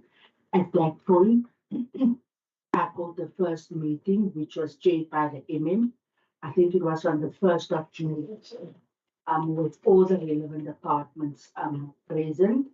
And then we met with a delegation, people of interest, and then we also had a follow-up meeting. And I must in particular thank Director Penter because Councillor House, Councillor Gabon, I was very adamant at that first meeting that council must be informed. And then Director Penter was responsible to assist the head of the Department of Community Services to compile the item. And that's the facts, that's the truth, that's how this whole initiative transpired and the work started. And correctly so, Councillor House, thanks to Mr. Naidu, he brought this item because he really did play a huge role in terms of his commitment from the very onset when we started the internal processes for Bartelsfontein. So also from my side, a big thank you to everybody in that regard. Speaker, thank you for the opportunity and please leave me out of order if you must. Because I want to put a different proposal on the table. Speaker, for us as officials, it's about service delivery. I had a discussion with Mr. Naidu. That I think one of the worst problems after the huge rains was the access road to Bartelsfontein. But we are all aware that we are not the authority to look at it. And Speaker, if council will honor it and deem it necessary, a couple of, 3 years ago, council decided that we can do certain works on roads where it's dangerous, even though that we are not the authority or the owners of the road. I just wondered, Speaker, if we cannot do the same in as far as dirt roads are concerned, because if we had the delegation or the authority to go and just fill up the holes to make it safer for the people traveling, we could have done the road for a month ago, Speaker. So if council can give us a delegation, we don't have a huge budget. We won't go and rebuild the dirt roads, but we can go in. And myself and I discussed it. It was actually his idea, and make it at least safe for the people, even though we are not the road authority. But I cannot act if council don't delegate me to do it. Thank you, Emil.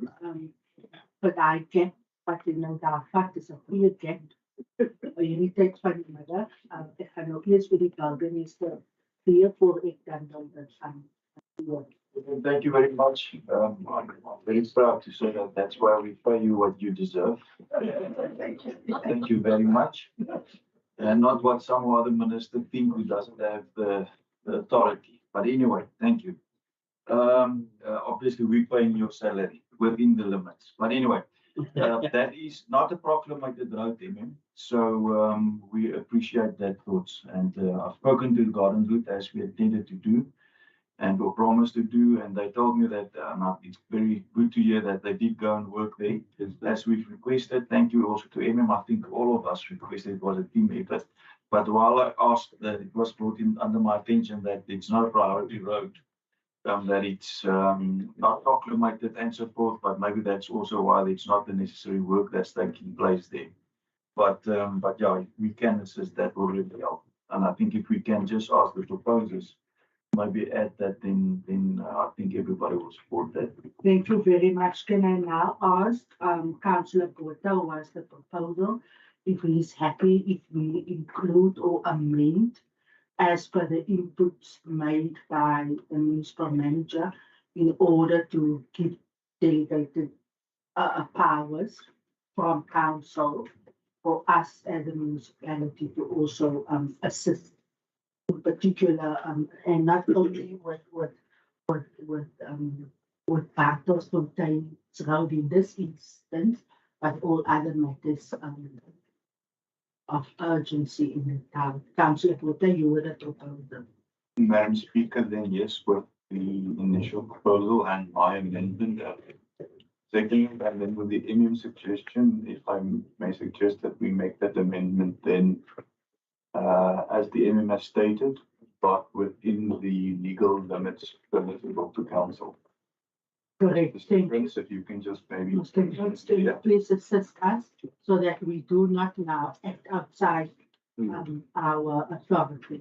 I think one must be careful not to go over the limits contained in legislation, but in this regard, I think what should be just added that it seems to be in public interest and that the council can. Thank you very much, Councillor Botha. Are you comfortable then with the advice of the legal department for us to take this decision?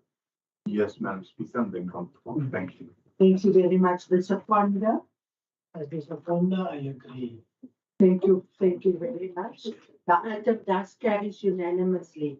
Thank you very much, Municipal Manager. It is very late and there's wakker we don't say. That's good. We are then on item E192, the minutes of the audit meeting held on the 28th of February. The minutes is attached here too for council. Can I please have a proposal? Madam Speaker, I'll first, thank you. Thank you, the finance chairperson. Do we have a seconder? Yes, Madam Speaker, I will second the item. Thank you very much, Councillor Sakunsha. Is there any questions arising from these minutes? Councillor Hope? Thank you, Speaker. It is for cognizance. I am raising 2 questions, but I'll send that in via email. Thank you. Thank you very much, Councillor Hope. Again, an example of the rules of order that I've been adhered to. And I have no problem in acknowledging Councillor Hope for doing it. We are then at item E1 and 3, the remuneration of non-official members of commissions and committees of inquiry and audit committees. In front of us, we have a decision to take, for council to take cognizance of the attached communication, for council to approve the updated remuneration for non-official members of these committees, and then for council to approve for the chairpersons to be remunerated. Can I please have a proposal, this regard? Madam Speaker, I will propose. Thank you. Thank you very much, Finance Chairperson. Do you have a seconder? Thank you, Madam Speaker. I will second. Thank you, Councillor Mayor. Is there any questions from anybody? I can carry to unanimously. Thank you very much.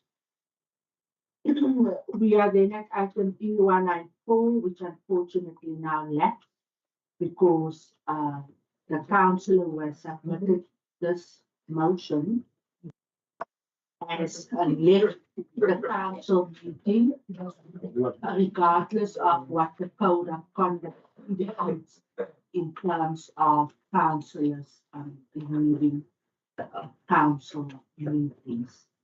We will therefore, unfortunately, be not able to deal with this. Thank you. We are then at the